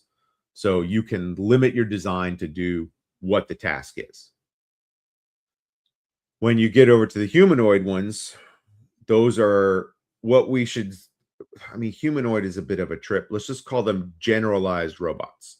So now you have a GPU. It may not be as efficient from a part count, or you're able to run with the exact minimum design to accomplish a single task, but because you're building them to accomplish all tasks, you can start benefiting more from economy of scale. And if the task changes, you don't have to design a new robot. Yeah, you've got like the generalist versus the specific. Not to mention, most of the world we live in is designed around humans already. So as much as the Amazon Fulfillment Center is they're using robots there. If all the robots went offline, they would still hire a whole bunch of people to go do those jobs. I know there's, Dougie's law that this is the worst it'll ever be, but we're now like multiple years into trying to build robots, and like we're struggling to pick things up with our hands. And that makes me a little bit nervous that like maybe we're focusing on the wrong thing. Other than military application, that's going to be super useful. Like we don't want people fighting wars. That's kind of stupid. but like doing dishes and folding laundry and cooking, like those seem like pretty difficult things to do to the skill level, and it seems like those are menial tasks that a robot will be able to do. Those actually seem like they're kind of difficult to do in the way that the human wants them done at the time that they want them done. um, but it also, I don't think those add that much value relative to something like a robot that's working in an industrial capacity 24/7, where like everyone just owns their own robot that's maybe doing an hour of work a day at most. um, I don't know, I'm just trying to think of it from that value lens, where like how much GDP is a humanoid robot adding? Well, I mean, they're all convenience factors, right? I mean, do you consider your washing machine a robot? What about your dishwasher? Of course. Okay. Though, how much GDP did those add? Not counting the sales of the equipment and the manufacturing of them, but just like, but the fact that they exist in your, by the fact that you have a washing machine and a dishwasher, how much GDP does that add? But those are already doing the task. So like, why do we need a robot just to throw stuff in the dishwasher? Like, that's the easy part, is putting the stuff in the dishwasher, is chucking the clothes in the washer. The the hard part is not putting the things in the industrial appliance. The industrial appliance is the thing that's adding the productivity. Right. And yet people still hate doing them. Just because it's yeah, monotonous. it's convenience and luxury. So Yeah. what is a convenience and luxury worth? So all right, so let me ask you a question. What is the convenience for a single working mom with 3 kids who comes home and doesn't want to do laundry?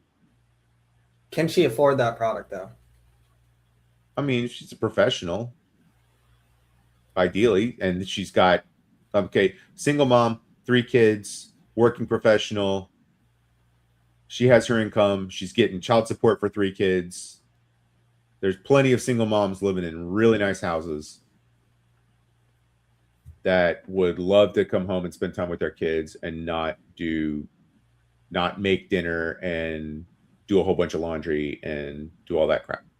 But we already know you have to help the kids with the homework too. So yeah, but that's going to be like one of the last use cases that comes into play though, because like what's going to happen is, like you said, you're going to have affluent people who are buying back their time for convenience. So we know that is like the first cohort that gets hit, is the people at the high end of discretionary spending. So like, how long does it take before the robot becomes like a commodity and hits that bottom rung where like everyone's getting a robot? I think that'll take a long time, because they haven't figured out how to do the chores. And then the next thing that they have to figure out, which is what Elon actually talks about all the time, and I think he's correct on this, is the hard part is manufacturing at scale and doing so affordably. So it's one thing to actually like produce a robot that can do all these things, and then it's the second part that is like taking it to market and putting it to scale. And we're not, where the super wealthy people are essentially financing the scalability. Yeah, just like the iPhone or like TVs, right? Yeah. It turns out the super wealthy were the only people who could afford a 65-inch TV, 15 years ago. And now, Walmart sells them for $300. So, yeah. And, as long as the government keeps its nose out and doesn't try to start regulating it, then prices will come down. And value prices will come down and performance will go up. That seems like a when, not if, though. Like, they're definitely going to regulate robots. Yeah, well, they do regulate televisions as well. I mean, that's what the whole Energy Star and blah, blah, blah is. And there's certain channels that has to pick up, and the amount of bureaucracy that just go inside your television is terrifying. There's going to be a bunch of people scared of the Terminator situation, so they're going to want it regulated. There's also going to be like the group, and you're already seeing this group now, the they took our job type people, Yep. Yep. the Bernie Sanders of the world. And then there's also going to be the regulatory aspect of you're going to have, and it's unfortunate that we have these people in our society, but there's people that are so dumb that have kids that are going to leave their children at home with robots, expecting the robot to play nanny. It's at some point there's going to be a horror story and something bad is going to happen, and then there's going to be like a public outcry for it, right? There will be manufactured public outcry for it, for sure. But it's going to happen. Because the if the government doesn't have control, then they have to do something to save the children. I mean, that's what they're doing with 3D printers now. We have to save the children. I don't know if you're familiar with what's going on there in Washington State in particular, but no. What's this one? With 3D printer regulation. So the 3D printer has to have like AI built in it now that can analyze the part you're trying to print and shut itself down if it thinks whatever you're doing is going to be used in a gun. Which is what they're doing to make sure to keep the kids safe. But what they're not going to tell you is as soon as that tech exists, Disney is going to come up and say, no, you can't print Mickey Mouse anymore. Whether you design the model or not. Yeah, Washington State's a whole other thing. Okay, they yeah, but once they force the tech to exist, then it's just a matter of the lawsuit. Right. And then it is software that is embedded in your device that you buy and you can't turn it off. It's so incredibly stupid. Yeah, I'm just not sure how you get out ahead of that. Kind of tying that all together here with Tesla and robots and SpaceX and the IPO, XAI merger. Looks like there were some XAI layoffs, but at the same time, like in the very same post, and I'm going to pull it up here. I was a little bit confused by this. Obviously, they're firing different jobs than what they're hiring, but it's always a little bit confusing to see it in the same exact tweet here. That is a little bit of a double take, but it's to be expected. They're merging 3 companies. I'm sure there's a bunch of duplicate jobs. The issue with trying to find an Elon tweet is that like he tweets a million times a day. Hey, it's almost as bad as trying to find a specific Amit episode. What's up, Sam? Came for the free booze. No booze, just I've got the Alani, the slush, cherry slush. Oh, I got the Alani. Okay, that's my LSU girls have the NIL deal with Alani. Dude, do we need to be looking at Celsius? Because that's like a pretty solid staple, I feel like at this point. I think it lost 5% today. Did it? Yep. Oh, here it is. It was pinned. Oh my gosh. I scrolled right past it. So XAI was reorganized a few days ago to improve speed of execution as the company grows, especially as quickly as XAI. The structure must evolve. Unfortunately, required parting ways with some people. But then, like in the very next sentence, we are hiring aggressively. It's like he does this every few years. He did the same thing at Tesla. I think it was early last year, and everyone, tried to call him the devil or laying people off. I mean, he's obviously not the devil, but like, I don't know. It is kind of strange to like in the very same tweet. Sorry, we're laying people off and we're hiring aggressively. Yeah, the fact that it's in the same tweet is a little crazy, but I'm sure he has ideas in mind of like who he's firing and who he's hiring, but yeah, Celsius. I noticed it was down today because I've been thinking about getting back in on that stock. And by the way, if you're a stock holder, you're welcome, because I have that shit on auto reorder from Amazon. Well, And I'm up to like 2.5 a day now. This has gotten to be worse than cigarettes for me. all right, so we can do a little live look here. So I guess we can just spend the next few minutes just like sort of talking about Celsius. So it's, I think this was back when they acquired, right? Or was this the acquisition back here? I think it was this one. This was the acquisition, wasn't it? The run up to 90. No. It was this. The cliff dive off of 90 was not from the acquisition. Okay. Well, no, it went up after the acquisition, so I think it was this one. Yeah. That's Okay. that's around. Right. Actually, yeah, that would make sense because if we look at the numbers of the revenue, yeah, there we go. It was last summer. So you can see the acquisition taking place here. It's delicious, Laura. It's delicious. Drink it in the morning.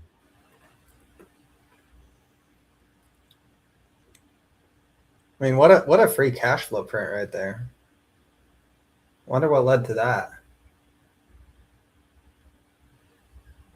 $300 million free cash flow. So even after the integration, their operating margin's still 25%, but for some reason we have a negative profit margin.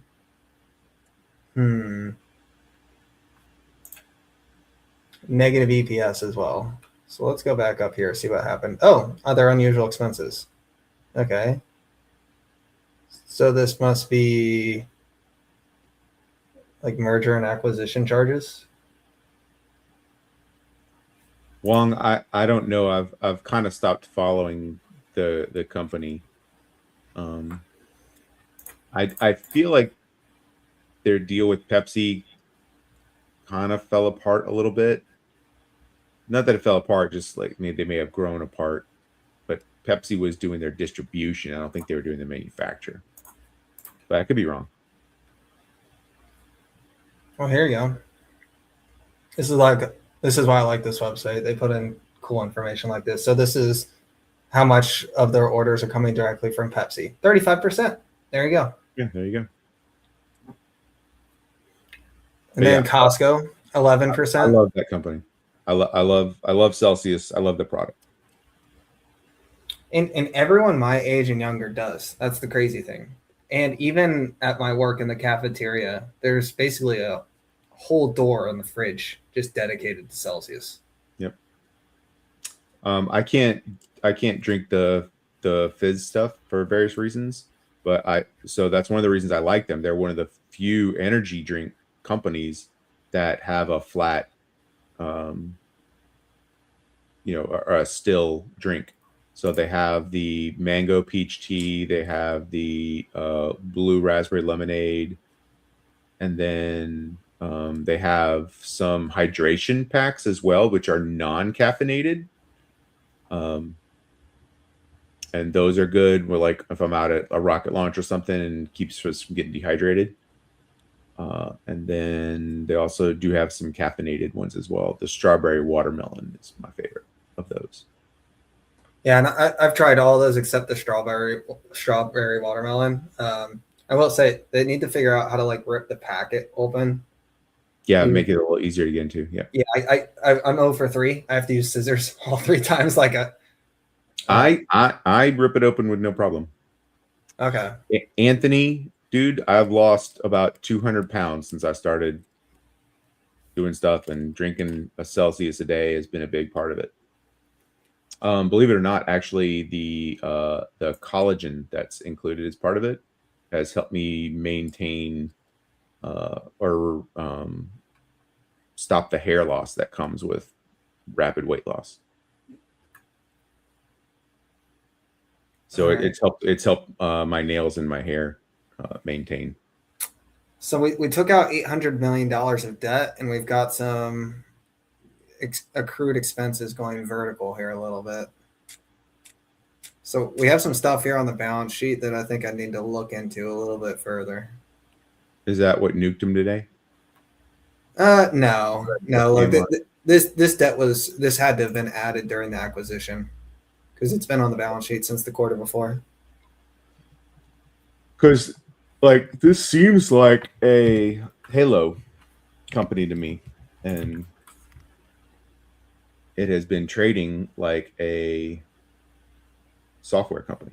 I mean, you could normalize that growth curve on the revenue too, but like, would it be inappropriate to extrapolate that revenue out and expect them to grow at this rate? I think it would be. We can compare them to something like a little bit more mature, right? Here's Monster growing at single digits basically for the last few years. But they're profitable and have been profitable for quite some time. And for those who don't know, Monster Energy, best performing stock of the last 20 years. Better than NVIDIA. In history. And ever. Yeah, they've crushed it. But like they have really solid margins here. Very solid free cash flow. But they're not growing fast anymore, because how could they? They're kind of everywhere. Yeah. I don't know, interesting space, but I do feel like caffeine is like the Gen Z favorite, and it's obviously habitual. It's one of the most addictive products in existence. And like, if you had the chance to buy Philip Morris in the 40s, like, would you? Well, you have a chance to buy Philip Morris now, because apparently nicotine is the new hotness. I don't do them, but I know like the chews are back, the dips are back in. The Zen packets and the vapes. Somebody asked earlier about weed, and I don't have an opinion on weed stocks, but I can tell you that I recently had an experience that reminded me that people actually smoke weed, because I live in a generally weedless world. So I'm always a little like double taked when I was like, oh yeah, people do that. It was actually getting really popular. I'm in a drug testing protocol for work, and everyone I work with are in drug testing protocols. So I don't smoke weed, and no one that I hang out with smokes weed. People are definitely smoking weed. So this was making its round on X. Yeah. So when I went to New York, it was obvious when you got out of the car, when you got out of the Uber, people are smoking weed. And I'm like, oh my God, how do people, like, the stench is just stenchy everywhere. Yeah, you hear Laura. I'm in Arizona. It's legal out here. I don't know if it's an investable space, just because like it feels like it's a commodity, right? So like you're kind of buying like coffee farms, or like coffee shops. Like there's low switching costs. Thing people, yeah. But like the overall demand is there. I mean, look at this. You've got like a lot of habitual users right here, and it seems to be going up. And as you can see here, like people are starting to say like, okay, is this really healthy? I don't think we ever like delegalize it, but the push for federal legalization may not be right around the corner. I mean, I think eventually what they need to get to with it is, I mean, it's just colored poorly for so long because of the its status as a, the restricted nature of it by the government. But yeah, like June says, what you really need to do is eventually rewind and be like, oh, hey, remember when you're healthy at any weight the last few years, and now all of a sudden you're not? now all of a sudden people need to lose weight again. But like June said, though, like there's no barrier to entry there. Like anybody can and does open a shop. Yeah, because I like, ultimately the libertarian in me says, I don't know how you make a plant illegal. It grows in the ground without anyone's help. But does that make it investable? I don't think so. If you can find a play out there, let me know. I'm sure there's a profitable, sustainable model in there somewhere in the value chain. I think it's just so new that you don't know who the winners are going to be. No one's scaling. All the operations continue to be small. I mean, there's no Philip Morris of weed. Right. No matter how hard Wiz Khalifa will try. Right. Or is he the one with the weed business, or is it? I know Mike Tyson's got a thing. They all have things. I mean, every celebrity has their own weed and their own tequila or liquor brand or wine or their own vineyard. Yeah. Even some politicians have some vineyards that may or may not be real. Hey-yo. Hey-yo. Well, right up there with their daycares. What else do we have on here? V-shape. Did we get a V-shape? Do we get a V-shaped recovery? V-shape or slow recovery? Like, do well, we get? I mean, look, everybody complained for a long time and still continue. You hear all about it. Like Amit talks about this all the time. The K-shaped recovery, the K-shaped recovery, as if like that doesn't happen every single time. It's like, oh, this time it's different, and there's people who are being left behind. I'm like, that's always a thing. It's always a thing. There's always a K-shaped recovery. There's people who played the recovery correctly, and there's people who sold and didn't recover. You know, and the people who held, they recovered fine.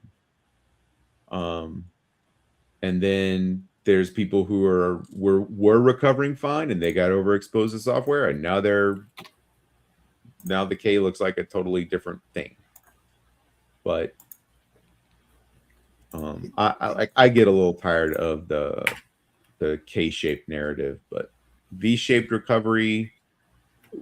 It felt like we were going to do it again, though, didn't it? Like we bottomed pretty hard on Thursday, and then Friday everything was up. I remember you telling me don't look at the hood price because I had sold on Thursday, and then it's up like 18% going into earnings, and here we are right back down where I sold it. So yeah, I sold the bottom, but then it bottomed again. I mean, the same thing happened to AppLovin, right? So that's the name that I hold. We saw it just go down, down, down to infinity despite the underlying business.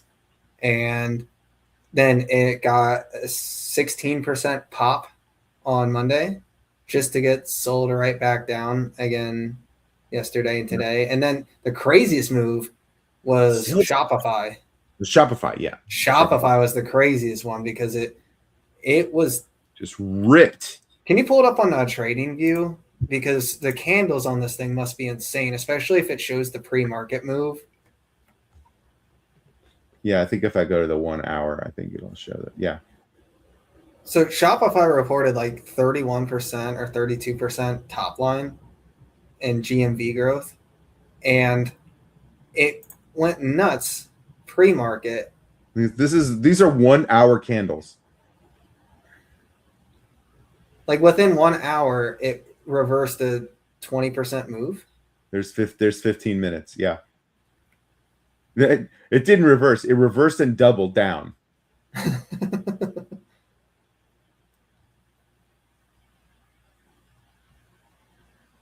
But that's been software earnings. It's boom, the normal reaction to a killer earnings, right?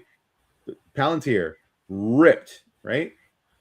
And then, I mean, it took a couple days with Palantir. It didn't do it at the open, but same principle. What did they? All right, maybe it wasn't the greatest earnings ever.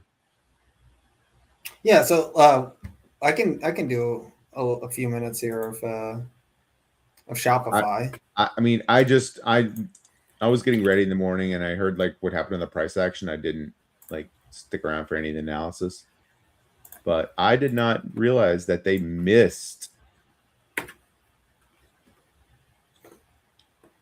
earnings by 6%. So they missed earnings because of net income, because of non-operating income. Yeah. Okay. Yeah. I remember Amit talking about that now. Okay. So, and I talked about this. Amit made a tweet about it, so I responded back and I put together something So obviously there's like this whole AI is going to replace them. Like we're going to build a Shopify in 2.5 seconds with some kid who came out of Stanford last week. I don't think that's happening because you need merchant relationships. There's that network is just too broad for that to happen. But I think even if you get to like this agentic future, Shopify's execution is really, really solid. So I don't think that ever becomes an issue. See, here was another one. SoFi. Although it's a better earnings, but it did the same thing. Yeah. Ripped on the earnings and then nope, fuck you. Yep. And then keep fucking you. Fuck directly off. All the way. Oh, dude, I did not set this today. This fib level, look at that. Bounced perfectly. How long did I set this? That bounce off of what was it, 1850 or wherever that is. I mean, it was barely there. I think that was like an overnight session. Yeah. I'm just saying. I mean, so it would look like a wick probably on a right. Not as significant there. But yeah, so for Shopify, so there's like the first angle of like, do they excel in an agentic commerce future? And I think that they can win that battle. I don't see why they wouldn't. But then the second thing is they're trading at they're trading at, I think it's like a 65. I had looked it up earlier this morning. Let me find it here. Yeah, so they're trading at a 45 forward PE, Shopify is, and a 77 price to free cash flow. So it's like not close to cheap, really at all. And then if you look at, and if I can drive here for a second, I'm going to show some Shopify numbers. If you look at their top line, and they're really all our operating numbers, like it's super, super strong. You're looking at 30% revenue growth, like sustained, very, very strong stuff. And then you look at the operating income and you're like, okay, great. Why is the market selling this off? And it's because of this right here, this non-operating income. So Shopify has Shop Pay installments. So that could be like your Klarna equivalent, where you're buying stuff on Shopify and you're breaking those up into buy now, pay laters. You're also going to have fraud. You're going to have disputes. And they also have Shop Capital and Shop Balance, which are investing into merchants. So they have merchant partners, and to try and stand up a lot of those businesses and help them excel and win, they're giving out some money. So they could do some belt tightening here. When you're losing $540 million in the trailing 12 months on a non-operating income expense, and it has nothing to do with SG&A or R&D, that's eventually going to eat away at your net income. So again, remember that this operating income here, you're looking at a very solid chart where they're getting operating leverage. But then when you look at the EPS, the picture is not nearly as pretty. And that's a direct result of those non-operating income items. Mm-hmm. The other thing it is too, the free cash flow is very strong, but it's decelerating. Okay. And part of the reason for this is look at the gross margin. So the gross margin used to be 54, 55%. Yeah. And then it started trending down. Why did it start trending down? Well, it's not necessarily a bad thing. It's actually a little bit of business mix. So Shopify has two different main revenue sources. You've got merchant solutions and the subscription solutions. So these are both like very good businesses. But if you look at the gross margin per each business, one of these is a lot higher margin than the other. One of them is at 80%. That's the subscription business. And then you've got the merchant services down at 36%. Historically closer to 40. We'll see if that comes back. But what you can see on this chart here is that a larger and larger percentage of the business is becoming that merchant services lower margin business. So you're getting business mix shift away from the higher margin into like the slightly lower margin.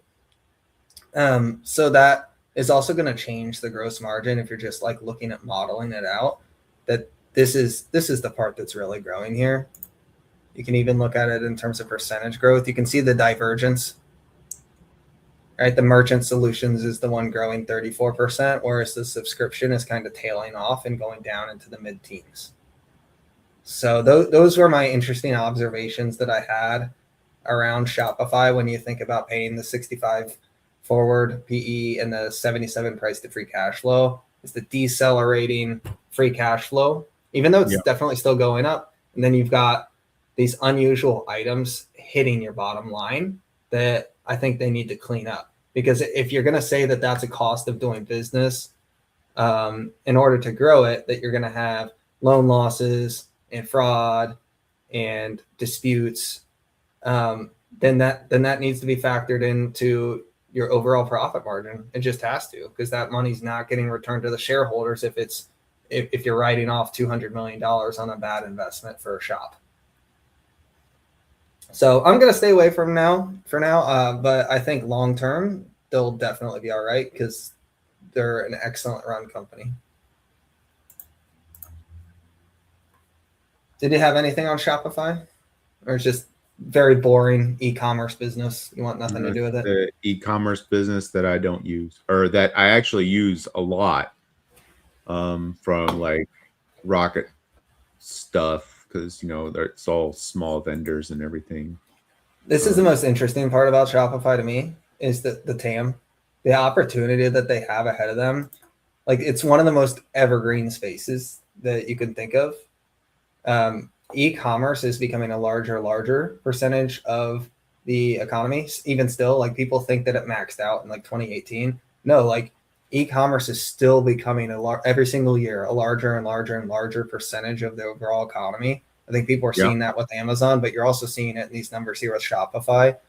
And then you just have the fact that like this isn't going to stop anytime soon. It's just going to keep continuing as the economy grows. So they have a really big opportunity to do something special here. But the business at the end of the day does have to bring that money back to shareholders. Otherwise, like, the shareholders just aren't going to get that return. Right.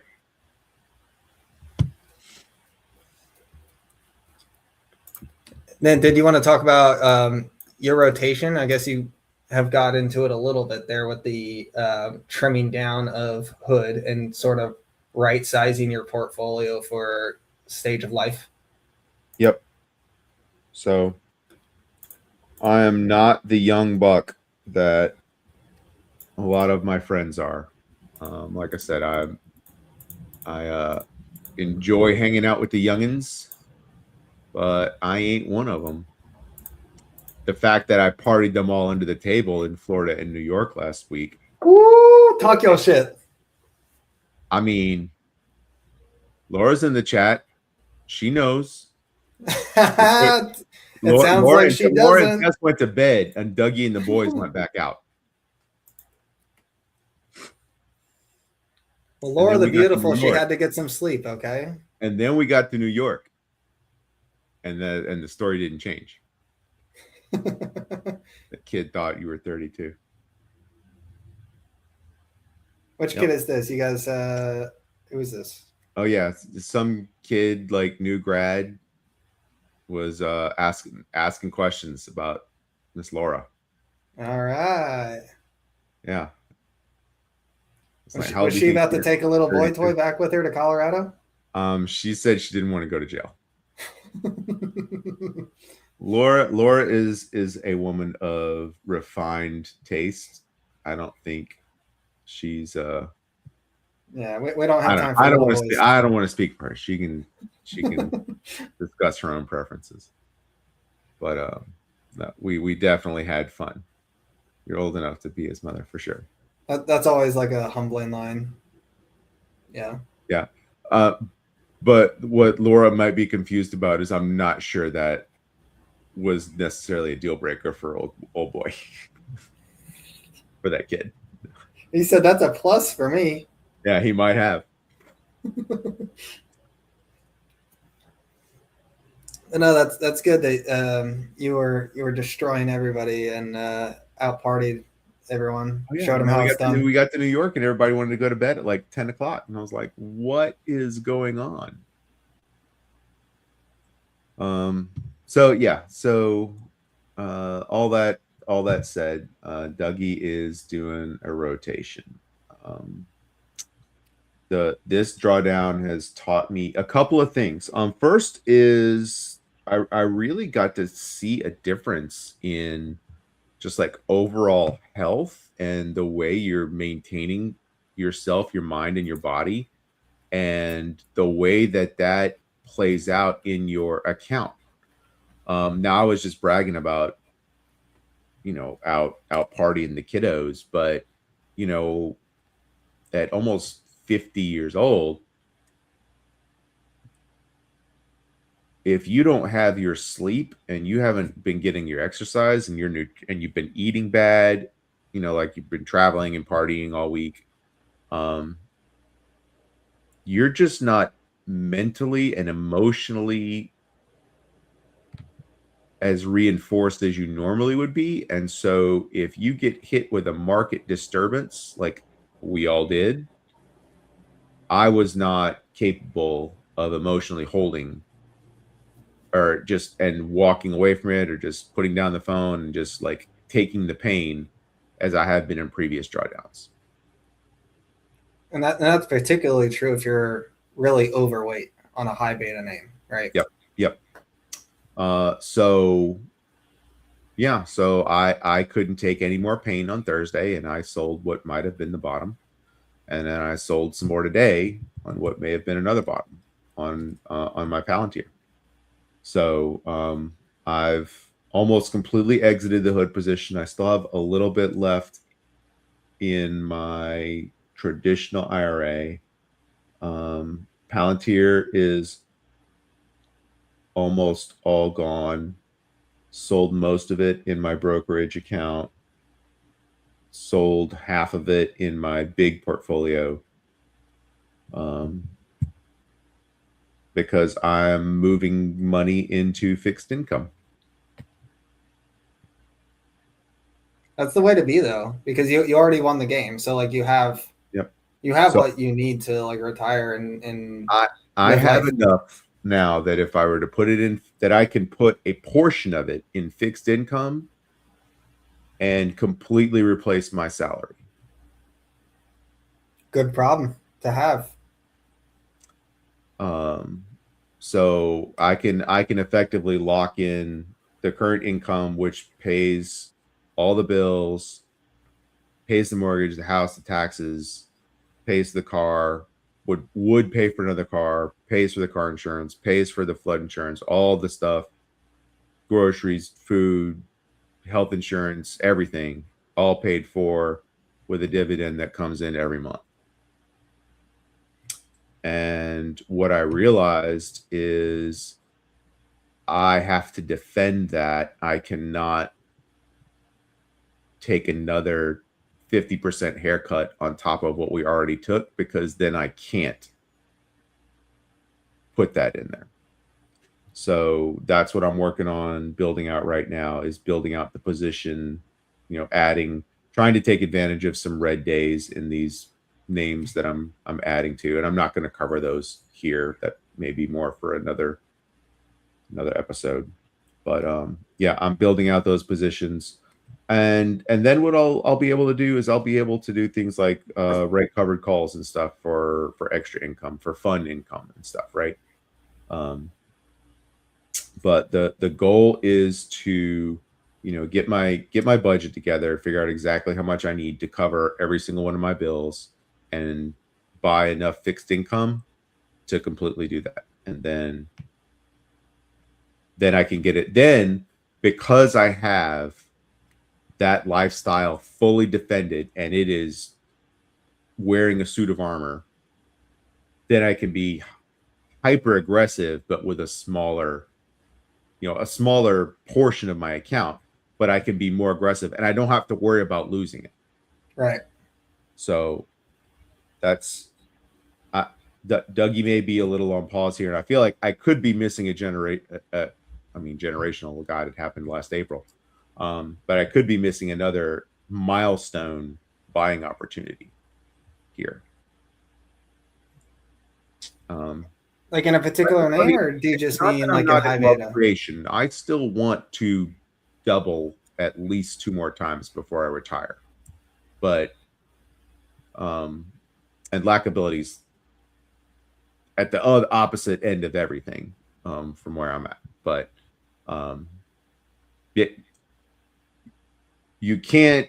I don't think I can convey what it feels like to have put in 30 years of working and to worry about that disappearing, because Right. you don't have 30 more years to work to rebuild it, or you do not want to work another 30 years just trying to get back to where you are right now. Right. So getting defensive with a certain portion I'm defending a lifestyle that I have.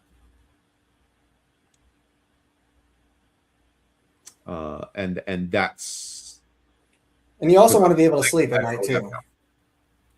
Right. Laura's right. And I appreciate all the good thoughts in the chat. I don't want the fear to drive the decisions, Laura. But what I realized is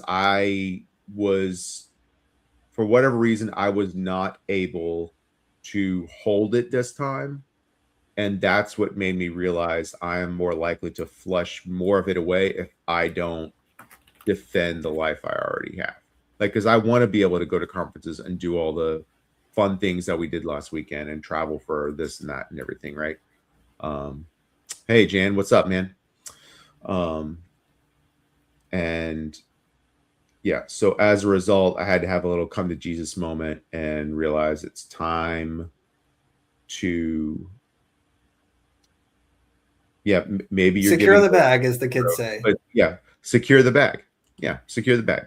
That's exactly right. Take your winnings and actually let them start winning. And so now that I have a salary coming in that I don't have to wake up in the morning and earn, I can wake up in the morning and go earn. And all that salary I make now doesn't have to go towards paying bills. It goes directly into fun stuff or the market. No, it's a very good strategy. And I know we talked a little bit, just privately, and I was really trying to drive home the point, because, you can't know that it's the top. And it also might not be, like, but yeah, you gotta lock up the gains and make sure that your lifestyle is secure and that you do have that ability to retire. And at the end of the day, like, money is to be spent.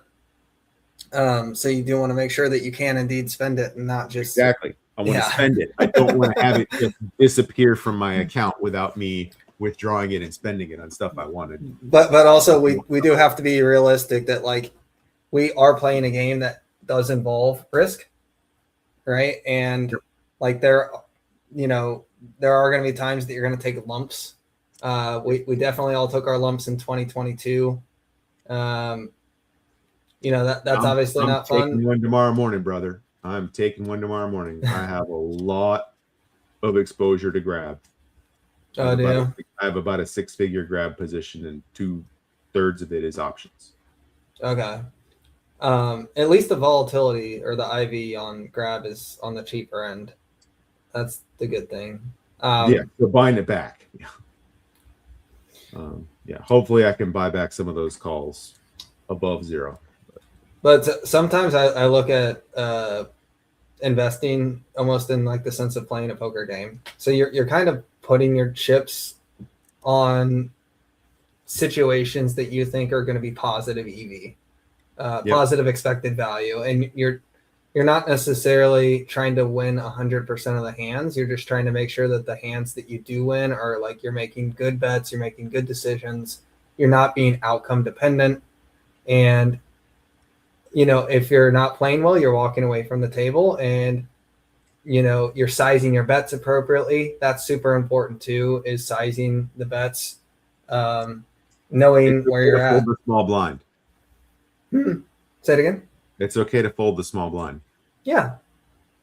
Like Yeah. you can check or fold or raise. And so earlier I was saying I don't really see like an amazing opportunity right now, right? It might have been Baidu last year, but I didn't get in heavy enough. It might have been like I don't see a Hood or a Palantir out there right now, or hell, even a SoFi at back at 4. Like I just don't see these things. They're out there. I Is mean, it PayPal in the 30s? well, Is it going to be Grab in the 3s? Like I don't know, but Grab is going to be in the 3s tomorrow morning. I'm good on both of those names. Venom, I am good. I am Gucci on the LNG plays. I mean, but I could take more, but I'll say this on VG. I want more, but I have a higher priority right now on a position I'm trying to build out. So, I'm not selling my VG here, but I'm not adding until I have, we'll call it Fortress Dougie built out. Once Dougie has built, the Fortress of Solitude isn't right because I'm married and Lauren has to live here too. But yeah, whatever our castle is, when I get the castle built, then I'm gonna start. Yeah, next decade and Venture Global are still major investments for me, and are going to be for a long time. To try and tie a bow on that poker analogy, is even the best players in the world, like Phil Ivey and Daniel Negreanu or whoever you want to name, occasionally will get stacked, even if they make the right play. So I think it's important that to remember that what we do is super humbling, because we all take our turn getting punched in the teeth. I know Josh Brown said that on the Basis Point podcast, and we've seen Bill Ackman, one of the best of all time, sell the exact bottom on Netflix after it went down 70%, right? And he does it professionally with other people's money. Yep. I saw he just got into Meta today. Yeah, into Meta. 33% revenue growth is what they're guiding for at 45% margin. Right. Laura, I wasn't looking for a 5x. I was looking for like a $6.50 exit, which meant they just needed to keep showing growth.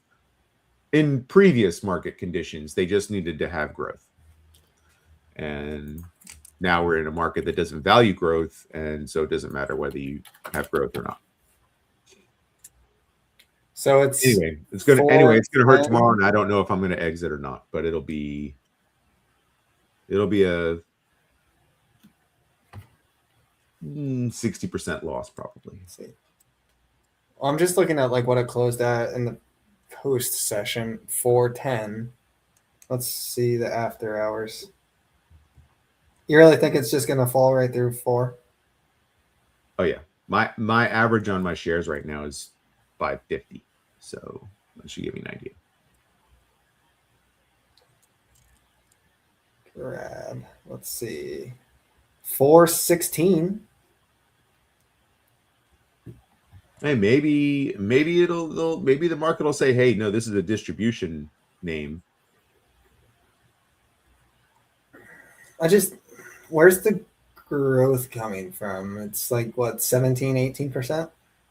Yeah. I think it actually was 20 or something. That y'all don't have to wish me good luck on Grab. I don't want it. Are you gonna flush it or are you gonna hold it? Well, let's just say I am not convinced on Grab like I was with Palantir and Robinhood. And you could even see that with some of the people who were, bullish on it. That it's it should be a $6 to $7 stock still, even with the growth slowdown. Well, I agree with you, Laura. That's why I was already holding it into this foray back into the 4s. but my options are decaying every day. Although they're 2020, so I have $5 calls for 2028. Doesn't that seem like that's going to end up fine? Could end up fine. Like it'll end up above $5, but how much above 5, right? Yeah. Well, and then I have $4 and $5 calls for January 2028. It seems like those should finish in the green.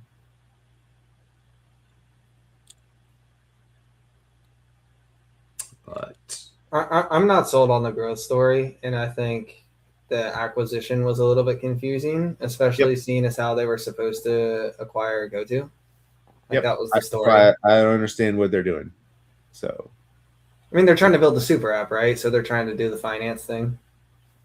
Yeah, I just do what you do. Like, do your SWOT, figure out what you're good at, and just like build your moat. I mean, you've convinced Uber to get out. Like, so lock it down. Unless there's okay. Well, here's the other thing is that I can't fully appreciate is what their regulatory environment is. I mean, they may be at a point where it's like, some of the countries they operate in are like, nope, you are not allowed to do anything that's going to allow you to expand your rideshare. So again, and that is a political risk. I believe they call it political risk.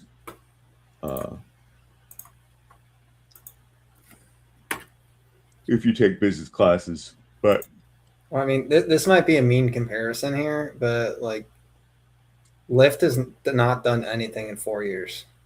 They've just round tripped back and forth between $10 and $18. Yep, I really like their CEO too. And like, this is a company that, I mean, they're not terrible fundamentally. They're starting to get the profitability. It's actually not that different than Grab here. In terms of I know. Fundamentally. And Grab has cheaper multiples. And faster growth. Yep. Because this growth is definitely... and they have like less competition. But like you said, maybe potentially a tougher regulatory environment. And then you've got the same issue that Uber has, which is the AV overhang on the stock. Yeah.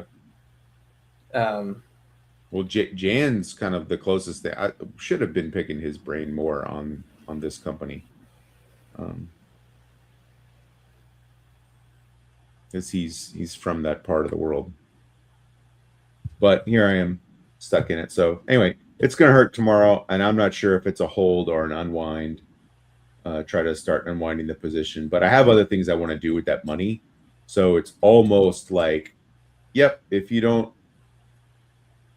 it's not your baby anymore, drop it, get out. Like, don't hold something you don't believe in. That has served me well, being ruthless when something's not working and it seems like the story is kind of like falling apart, just like cutting it, getting out. And what was the phrase? Capital goes to where it's treated best. Yeah, money goes where it's treated best. Money goes where it's treated best. Yeah, he had lots of bars in that pod. He had a great, and so we'll really, if y'all haven't watched Amit and Steve's the Basis Points podcast with Josh Brown, it was excellent. I was really worried because of all of the craziness that had happened in the market between when they recorded and when they went live with it, which was like a 2-week delay, that it would be totally out of date and stale. And it wasn't, because they didn't talk about current market conditions. They talked about the guest and about his journey and what it was like, in his career and everything. So I thought that was fantastic, and it served them very well that they didn't have anything that was like, you could listen to that podcast a year from now and it'll play. Exactly. Yeah, it's not going to age out. I don't know if they released who the next guest is. I know who it is because Amit was supposed to pick me up from the airport and I was going to go with them to the recording, but my flight was off by like 15 minutes. so I didn't get to go meet the guest. Dang. I do not know. I'm still in the dark on this one, so I'm excited.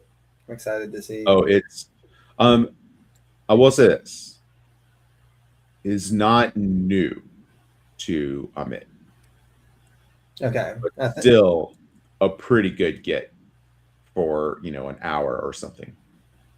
I think I know. Think I know. We'll talk. We'll talk. It is getting close to midnight for you, right? Yes, it is. I And think that okay, dude, having to go back to the office on Monday makes the work week feel like it's twice as long. Because we used to work Tuesday through Thursday in the office, and we were home Monday and Friday.